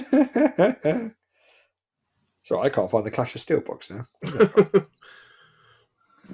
was going to follow along at home. Yeah. So I made the assumption that basically... Whoa, loud. Oh, sorry, that's weird. Obviously, I'll come back a bit too close to the mic on the way back. Excited. So I made the assumption you're teaming with a buddy and have two of the boxes. So it gets the motor rifle company up to a full strength motor rifle company. Mm-hmm. It means you have 2 platoons of 4 T-34s available, although I've got one as a 4 and one as a 3. Still keeping the HQ as infantry with Panzerfaust and the platoon with Panzerfaust. Mm-hmm. And to that, I add a box of Su-76s and a blister, or 2 blisters, because that really weird way Germans do it, of Russians do mortars. Because you can't get a 82mm mortar platoon. You get a mortar blister that has 3 120s and 3 82s. The BA-64s can get 3 of those in the Clash of Steel. I've got 5 of those basically together as a maximum strength platoon. Probably a little frivolous, but I had a point to spare, so I thought, why not? And then 2 IS-2s from each box. That gives you 4 IS-2s. So I've got them as a 32-point reserve, basically, along with potentially one of the T-34 platoons. So basically that gives you a fairly strong formation now with 2 tank platoons, a big infantry platoon, and 2 artillery platoons. You've got a spearhead with the BA-64s, which will then do nothing else because they're BA-64s. Yeah. And then you've got that nice solid lump of 4 late IS-2s. And if I really wanted to, I could drop the BA-64s back to 3 and then give their IS-2 spread spring armour. What Germans are you getting Clash of Steel? You get 2 Panthers. Yep. 2 Panzer 470s. Okay. A single Jagdtiger and a Panzer Grenadier platoon. Okay, so you could actually take the Panthers and do capture the Panthers as well. If you wanted to. Yes, but that card doesn't exist in the Berlin books, only in the Sorry, I was just thinking you could do a Bagration list, and have decoy Panthers. Because I was thinking, rather, if you don't want to use them necessarily as Germans, you can recycle them in that way. Yeah. So like I say, as long as you've got a willing friend, or you buy 2 boxes and start 2 armies, you can do a fairly good Russian army. The only thing you're really wasting out of it is 1 T-34, a few infantry stands, and the ISUs. Because ISUs, I just struggle to find because originally I was going to not have the Su-76s and maybe just have 2 ISUs. But I thought, well, 2 ISUs or 4 Su-76s. One of those is a much better artillery bomb. Yeah, and if you do that, of course, that you can always post that single T-34 to Putin at the Kremlin, and double his offensive capabilities right now. Maybe that's what we should do. Just send him single T. Dear Putin, lots of love, shoot and scoot podcast. Thought you might need this. Yeah. By the way, don't lick it. There might be polonium on it. Yeah, I had one spare. Thought you could use it. I had one spare. Yeah. Excellent. We should definitely do that.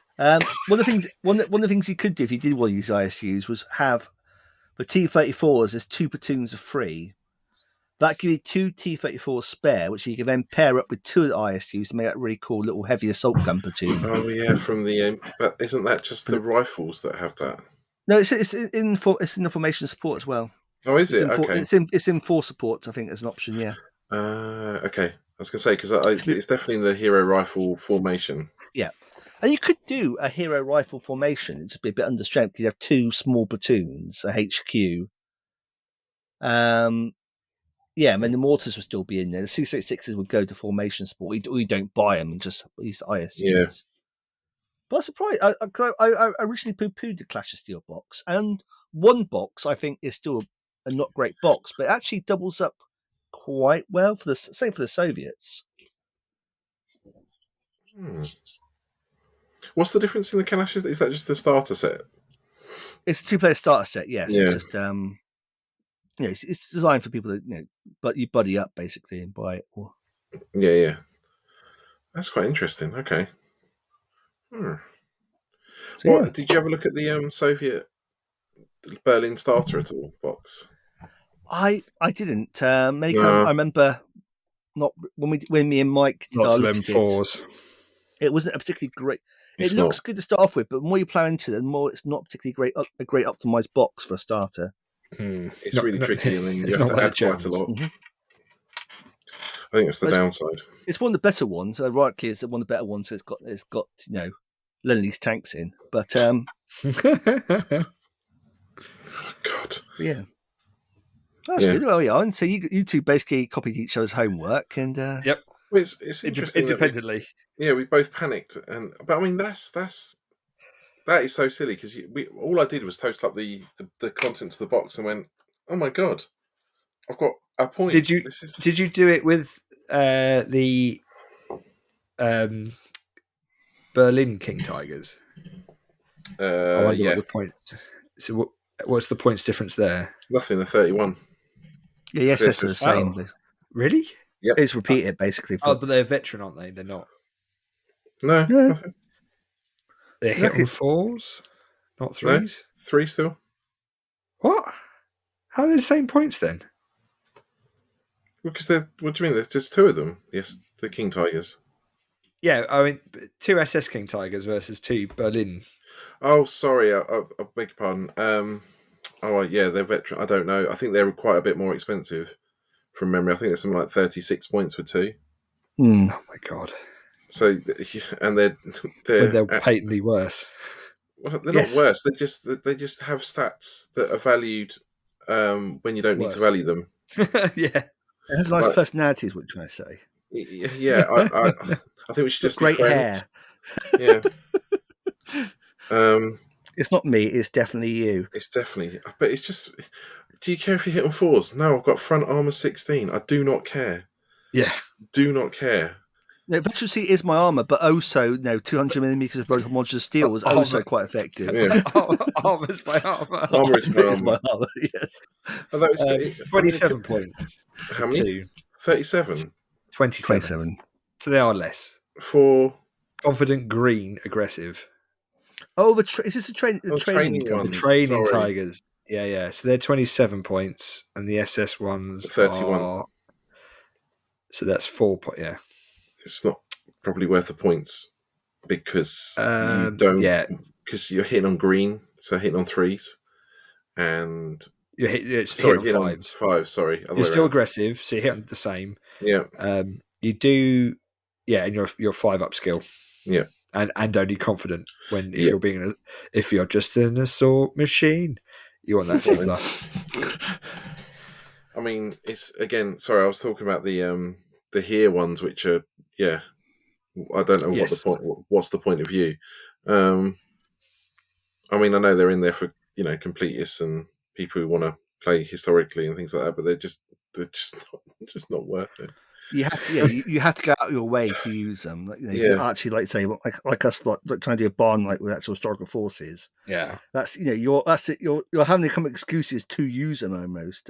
Yeah, Why I'd am I like to- hamstringing myself by using these? I'd like to pay more points for something that assaults worse. Mhm. Well, no, it's actually assault's better, to be honest, but it won't counterattack reliably. And No, assault's worse because it's green.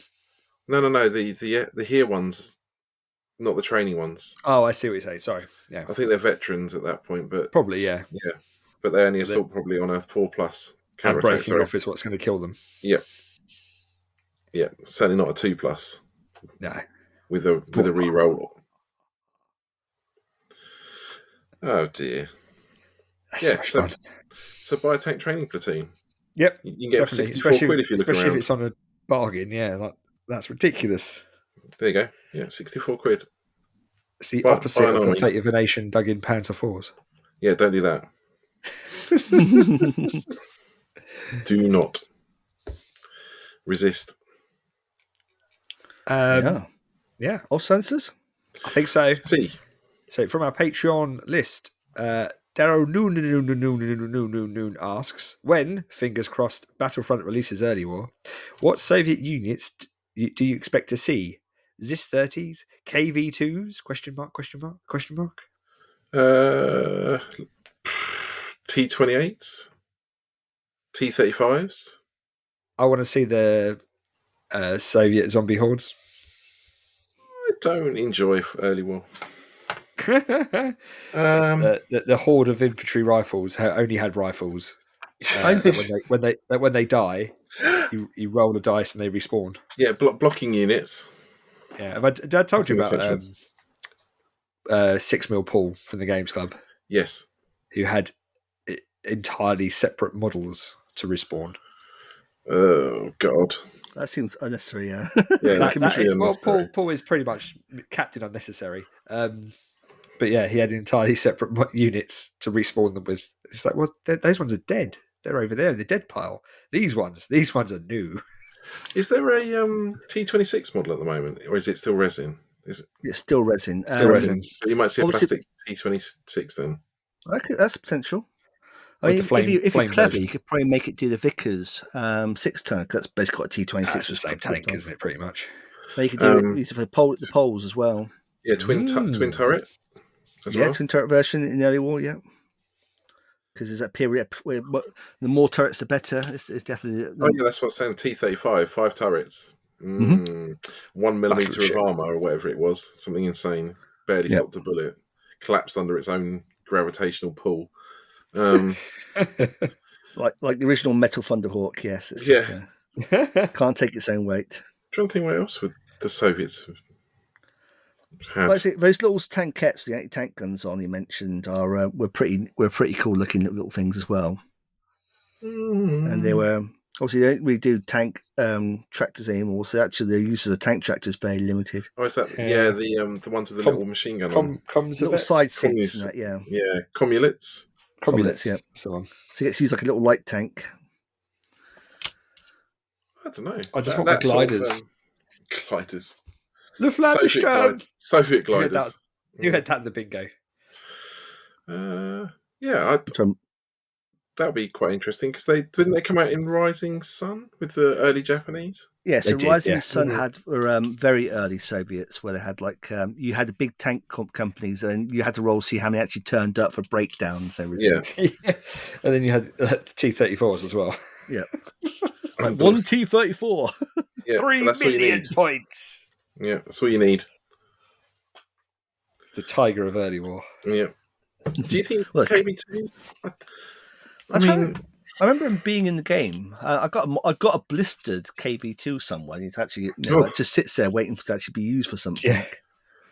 I don't know if they'd ever bring it back because they could have brought it back in mid-war. Yeah, well, it's kind of weird because it only just appears in mid-war. It gets dumped fairly quickly. Yeah, it's just a massive swallowing mess. They might do it because they've shown the fact they've got the small sprue ability. Yeah. So they might be able to do just the turret. Correct. Like the whole would be exactly the same. Yeah. So they could do the turret upgrade. Or they could even do that in Sinucast or something. Yeah, well, here's a turret sprue. It builds a bungalow. It builds up as a tank turret. You said smaller sprue. It's probably the same size as the hull. Maybe hull. Yeah. They could do it as an add-on and then have that in early war, and then that'd be cool. Give the mid-war card as well because there's certain things they could do. They're like the Matildas. If they did, that's true. Plastic Matildas. I know they've already got a mid-war card.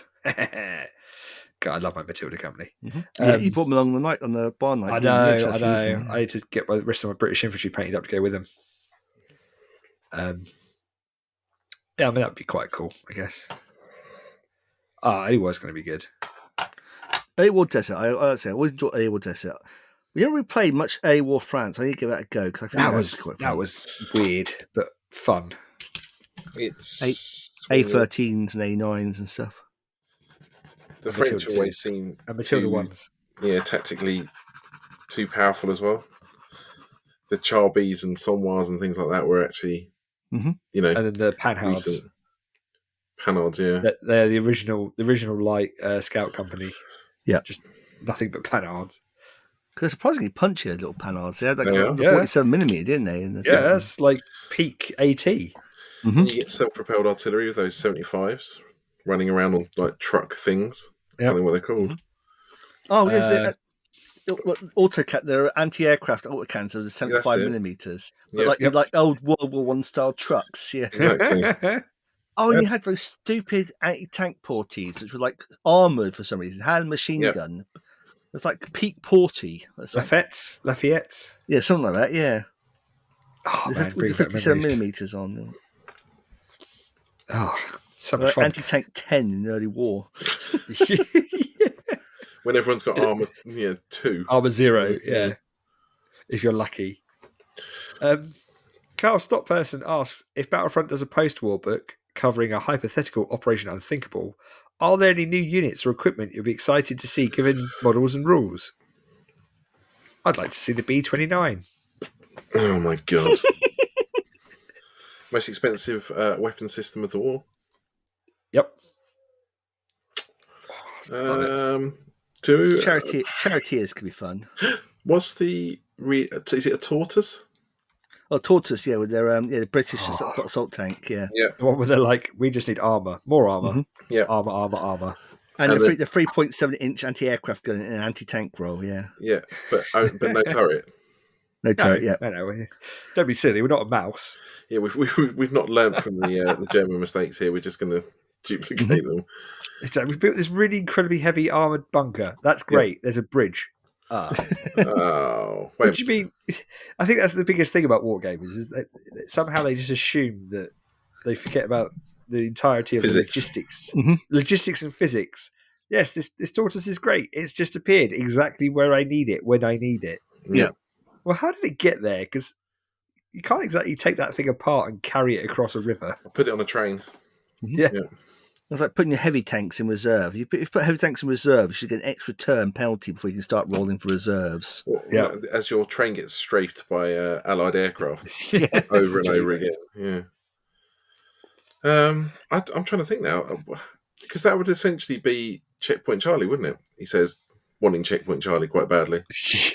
It's kind of pre-Checkpoint Charlie. So there's some stuff that obviously would appear in both. Obviously, you could have... IS-3s. IS-3s. You could have Churchill Mark 1s in 1946 book and Churchill Mark 5s in Checkpoint Charlie. Would you have the Black Prince? You mean not Churchills, Charlie? You mean... Centurions, sorry. Centurions, yeah. So Centurion Mark 1s with around 20 pound, with a 17-pounder and 20mm coaxial gun in 1946. And then the Churchill Mark 5 with a proper coaxial machine gun. Centurion. 105mm or a 20-pounder for the actual main gun, yeah. You got Churchills on the brain, dude. I say Churchill again. Like, Churchill. It's because you mentioned Black Prince in the background. It threw me off again. It's because I thought Black Prince. Would you have a Black Prince? Yeah, what the single one ever made. It was terrible because it moved so slowly. Yeah. Yeah, traditional British. It's either really, really fast or really, really slow. There's no in between. There is no in between. There is no average. There is no median. I can't think of anything else. What would you have if you did Operation Unthinkable? Though, you'd have the Germans on the Allied side, wouldn't you? Yeah, you could have some E-series prototypes and stuff like that. E25, captured mouse, E17, E17. Unbelievable. Show my age here. Sorry. Yeah, look up, kids.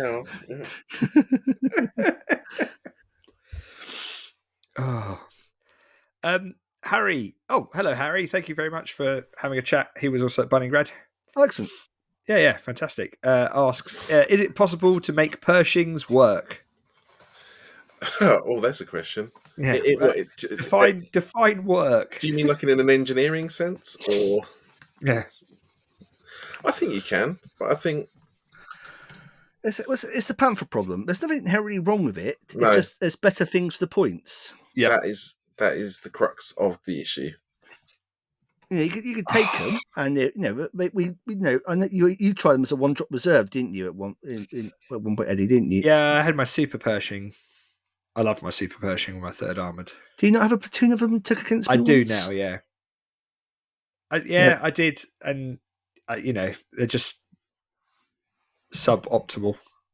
Did you just want more Shermans? Yeah, with a jumbo. That's the issue. What's the front armour? 9. They're Panthers, basically. Yeah. Which is why the Super Pershing was all better. You could probably make him work as a reserve unit, as a single unit. I don't know about formation. It's because they're quite quick. So they've got the Phil Yates speed tax. Oh yeah. Okay. You know, I'm very excited to revisit late war Americans, including Pershings, and get those on the board in some barn games. I think that'd be a lot of fun. The Phil Yates speed tax. Well, It's like Panthers. not like speed as in amphetamines. I do the line. Yeah. Yeah, just amphetamine tax. No, I think they. Yeah, I think they can. You can definitely compromise and fit them in. They might make quite a good one. Drop reserve. In theory. That's why I took them. You can just about get them to a 1-drop reserve with 40 points. So Was it 4? Is it 4 for 40 points? Yeah. Yeah. There's a lot of noise from the background there, is it? Oh, is there? Sorry. It's just Duncan. Duncan's getting old. It's a bit creaky. I am sorry. So you can make it work. It's just like problem is, like as you said, you'll do it, and you always feel there's a better way, better points you could have spent it on. I think what we need to do, rather than 4. we need to run an event where you have to bring, Pershings, Panthers, IS2s, all the things that you never see. Suboptimal thing. Comments. Comments, yeah. you wash your mouth out. Love my comments. I'm trying to think what probably Cromwell's. Cromwell's. Do you think? Yes. Yeah. When did you see them? Yeah. Well, when did you see Shermans? When did you see British Shermans? It's true. When did you see British tanks that aren't crocodiles and my comments. dingoes? Yeah. That aren't armoured cars or Yeah. Actually, we should make a list of that. We should have an underutilised unit list.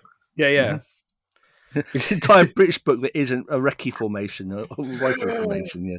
25-pounders in late war. There you go. Not on a Sexton platform. Yes. Yeah, both guns. Yeah. I love my both guns, but not in mid-war, not in late war. Late war. Oh my god. We call it the Expendables. Yeah, any German aircraft. There we go. If you would like to contribute, write to Shoot and Scoot Podcast.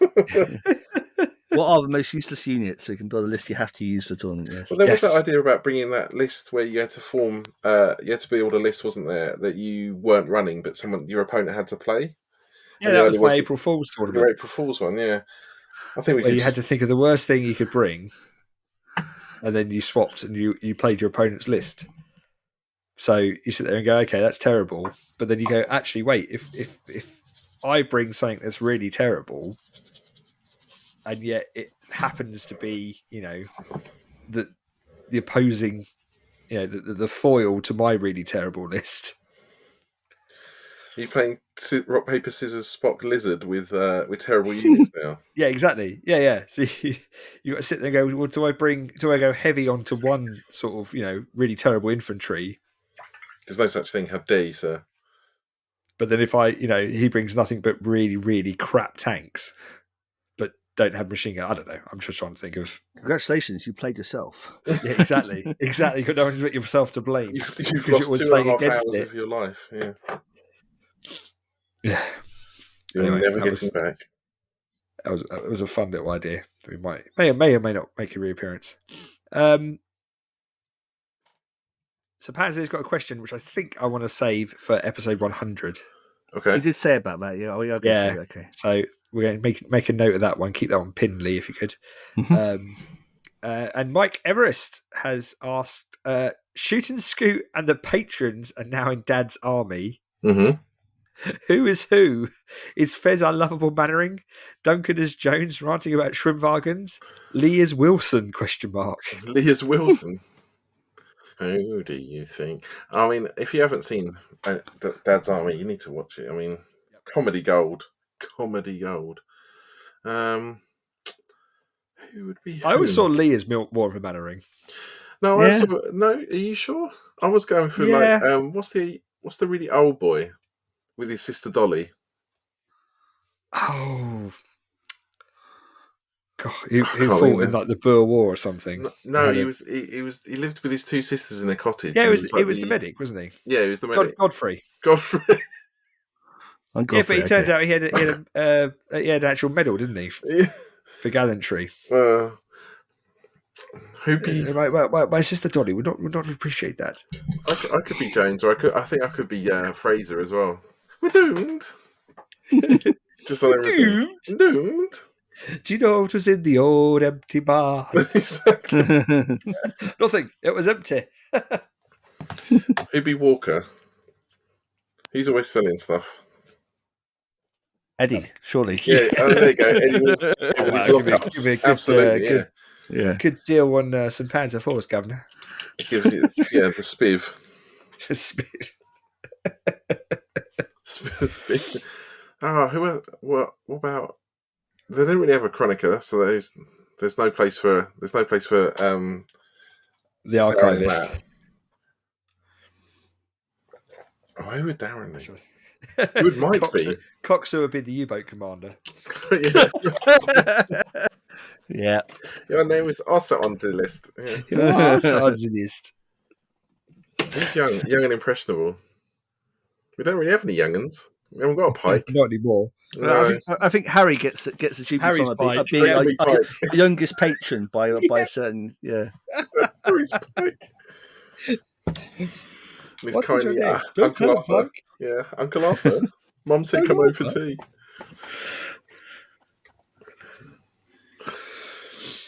Oh man. Yeah, I said to Mike, my granddad played cricket with John Lemessurier in Middlesex during the sort of It's 50s. it's a strange flex, Duncan, but I'll It allow is. it. He just said he wasn't actually acting. That's just how he was. Yeah. Ah, dear boy, if you wouldn't awfully mind moving to mid-off, that'd be fantastic. That'd be lovely. Thank you. I just figured out who the ARP warden is. Who's that? Phil Yates. Phil, we'll turn that light out. Yeah. Why do you do that? Always ruining our fun, yes. It's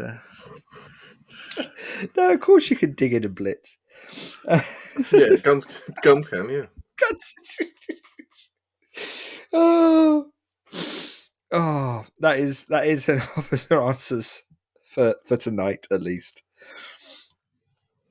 Yeah, if you want in on the officer answers, then obviously come join the patrons, and you just throw them up there. Eventually, we get round to them, and As a hilarity ensues.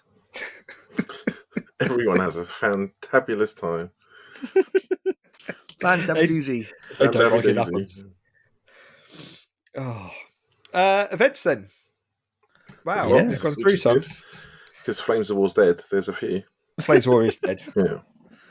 It's got to the point now when I make that joke after we've announced all the events at the event we're at, everyone groans because I've Really? made that line. Yep, so many times. Well, Do you do the events rundown? Yeah, we do. Yeah, at the end of a Flames of War event, we talk about what everyone's so excited. It's what's coming up next, and then you pitch your events. You act as a town crier and announce them all. Okay. I don't do it. No. Oh, okay. GK does. He goes through all the stuff and promotes.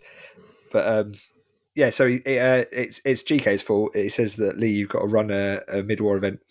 yep.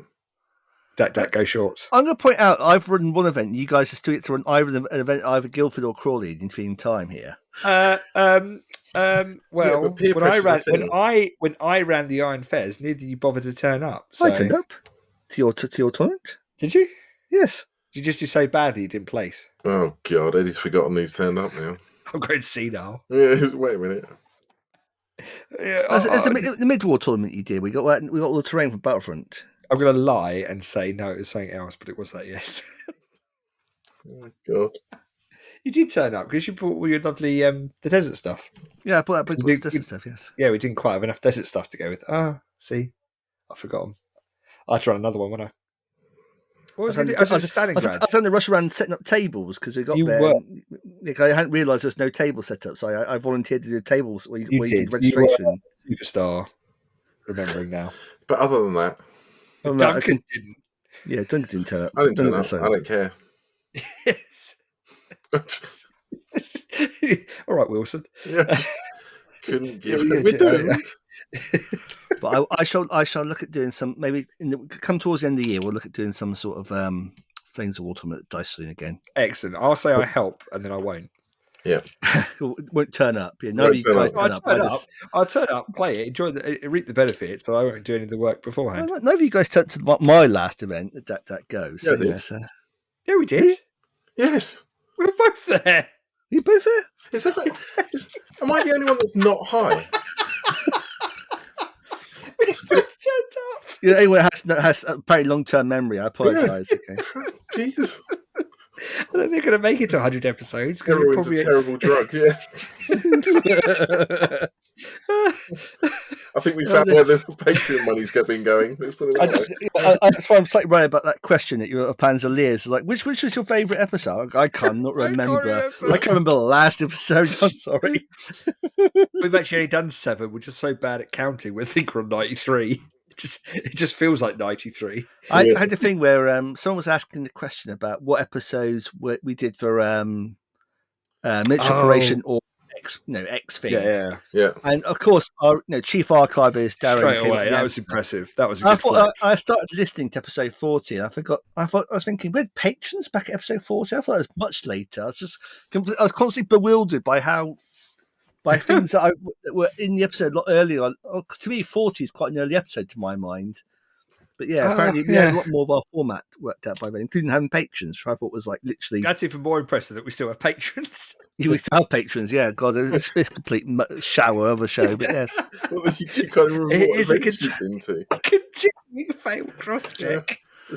Oh, I can remember what events I've been to. I can't remember who attended my events. This is like an extreme version of working into a room and then forgetting why you're in there. You just walked into a hall and gone, there's a lot of people throwing dice. It's like, were we in the actual war? I can't remember. Oh, God, that's terrifying.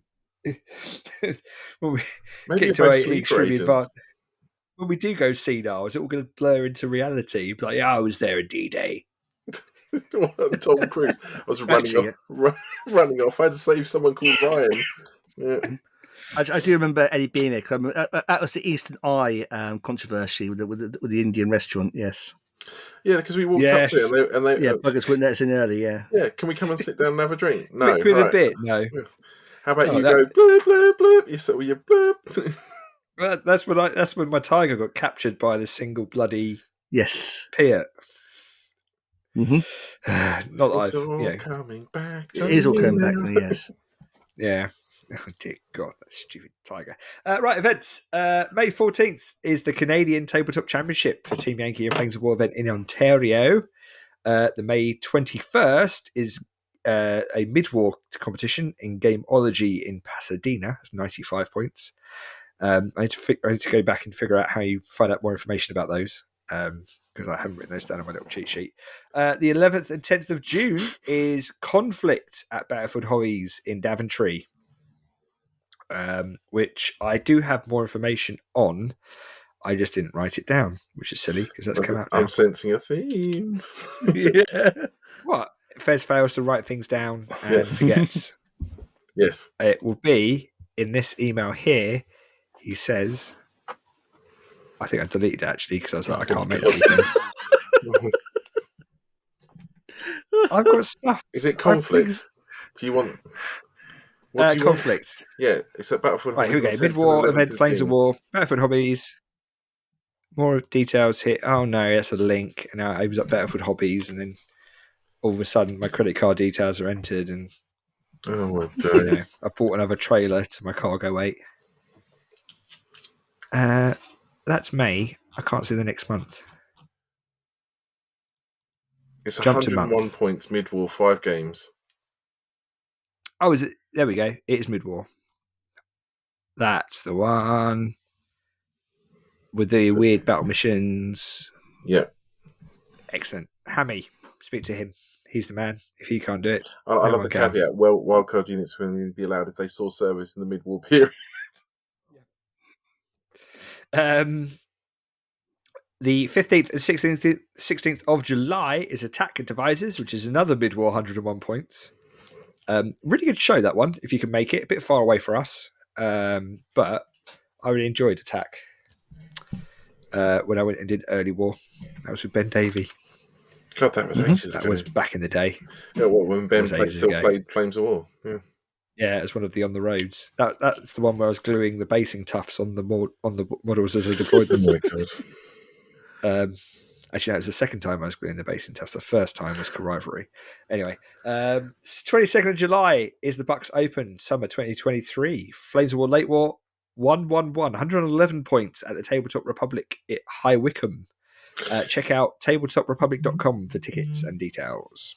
So it's I think 22nd of July. Martin's going to that one already. Oh, Yeah, interesting. it's quite, High Wycombe's not miles away. Ah, I know. I did briefly think about going. I can't make this one, but if they ever do one in the future, I might be one to look at going to. Mm-hmm. I currently don't have anything that weekend. Oh, there you go.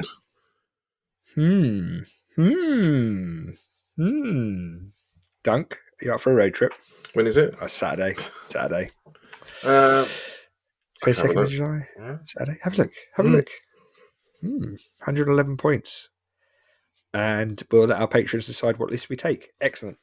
4th, 5th, because that way there's no pressure. Because we'll end up taking, Fallschirmjäger. 4th, 5th, and 6th of August is the ETC Mid-War in Belgium. I will be going now that I've actually bought the Eurotunnel ticket. Oh my God. I'm one of the drivers this year, and it was until Ian was like, "Oh, I've got my Eurotunnel ticket," and I misread it saying he's got the Eurotunnel tickets. So I was like, "Oh, cool." And then it was until it was like, "You have booked yours for your car, right?" I was like, "Yeah." Frantically booking a crossing. Super excited. 23rd and 24th of September is the Flames of War UK Nationals at Battlefield Hobbies again. That is more mid-war, all mid-war action all the time. Mid-war. It is mid-war. ETC's mid-war. Because ETC's mid-war, hence the proliferation of mid-war craziness going on.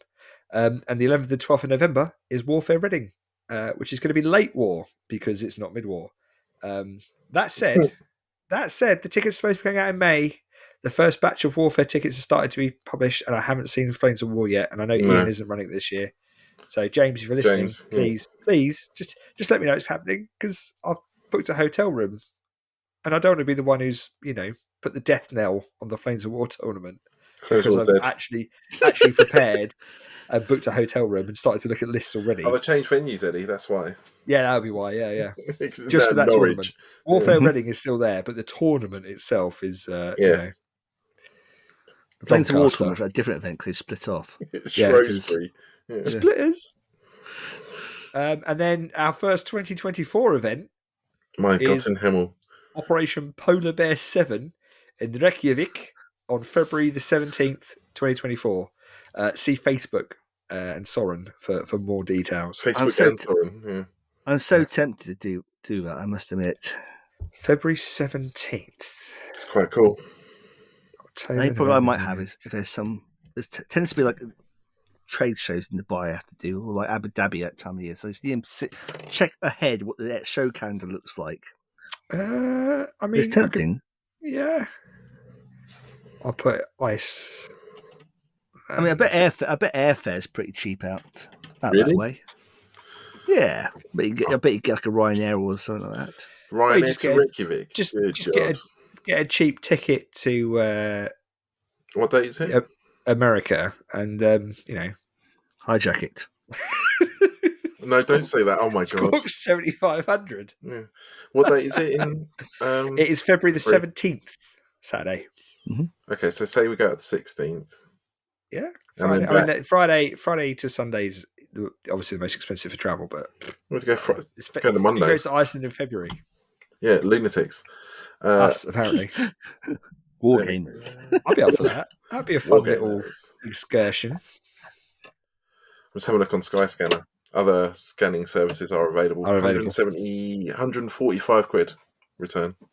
That's not bad for a weekend. 3 hours though. Is that a change? Presumably. No, it should be. Oh my god, it's Stansted. Oh my god. No, can we now? Yeah. Oh, there you go. London Gatwick.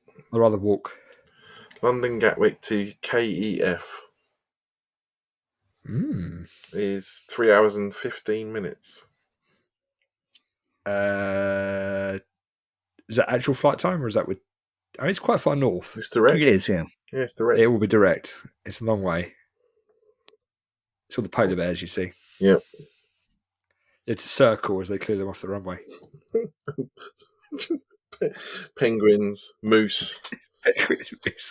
Completely wrong hemisphere. Whales. They got that penis museum, haven't they, in Iceland, in Reykjavik? That's just Soren. No, it's one of every mammal. Ladies.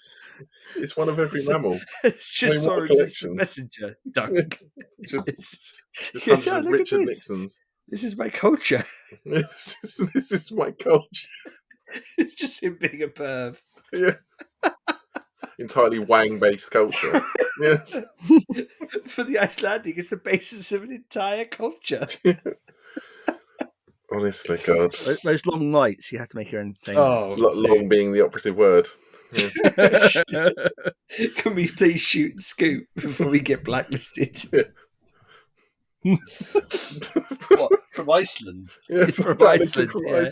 They have, Google it, Google Penis Museum. Go on, Darren. No, Google that. Yes, it's probably a safe search. It's cultural, right? It's fine. It's like looking at boobs in National Geographic. You know, it's not pornography. It's education. Okay. German training tank company. So green. Ooh, Yeah, boy. 5. I can pass a 5+ test. Not this time. I 2. You would have failed even if you were a veteran. Put it that way. There's not many things that scoot on the 2. That's for sure. I don't think there anything is there? Not yet. No. No. The Armour Train Movement podcast you've been listening to was Shoot and Scoot, the Flames of War podcast from the team at breakthroughassault.co.uk. It's brought to you by support from Benefit Hobbies, Dice of War, Frontline Terrain, and it's a me, Mario!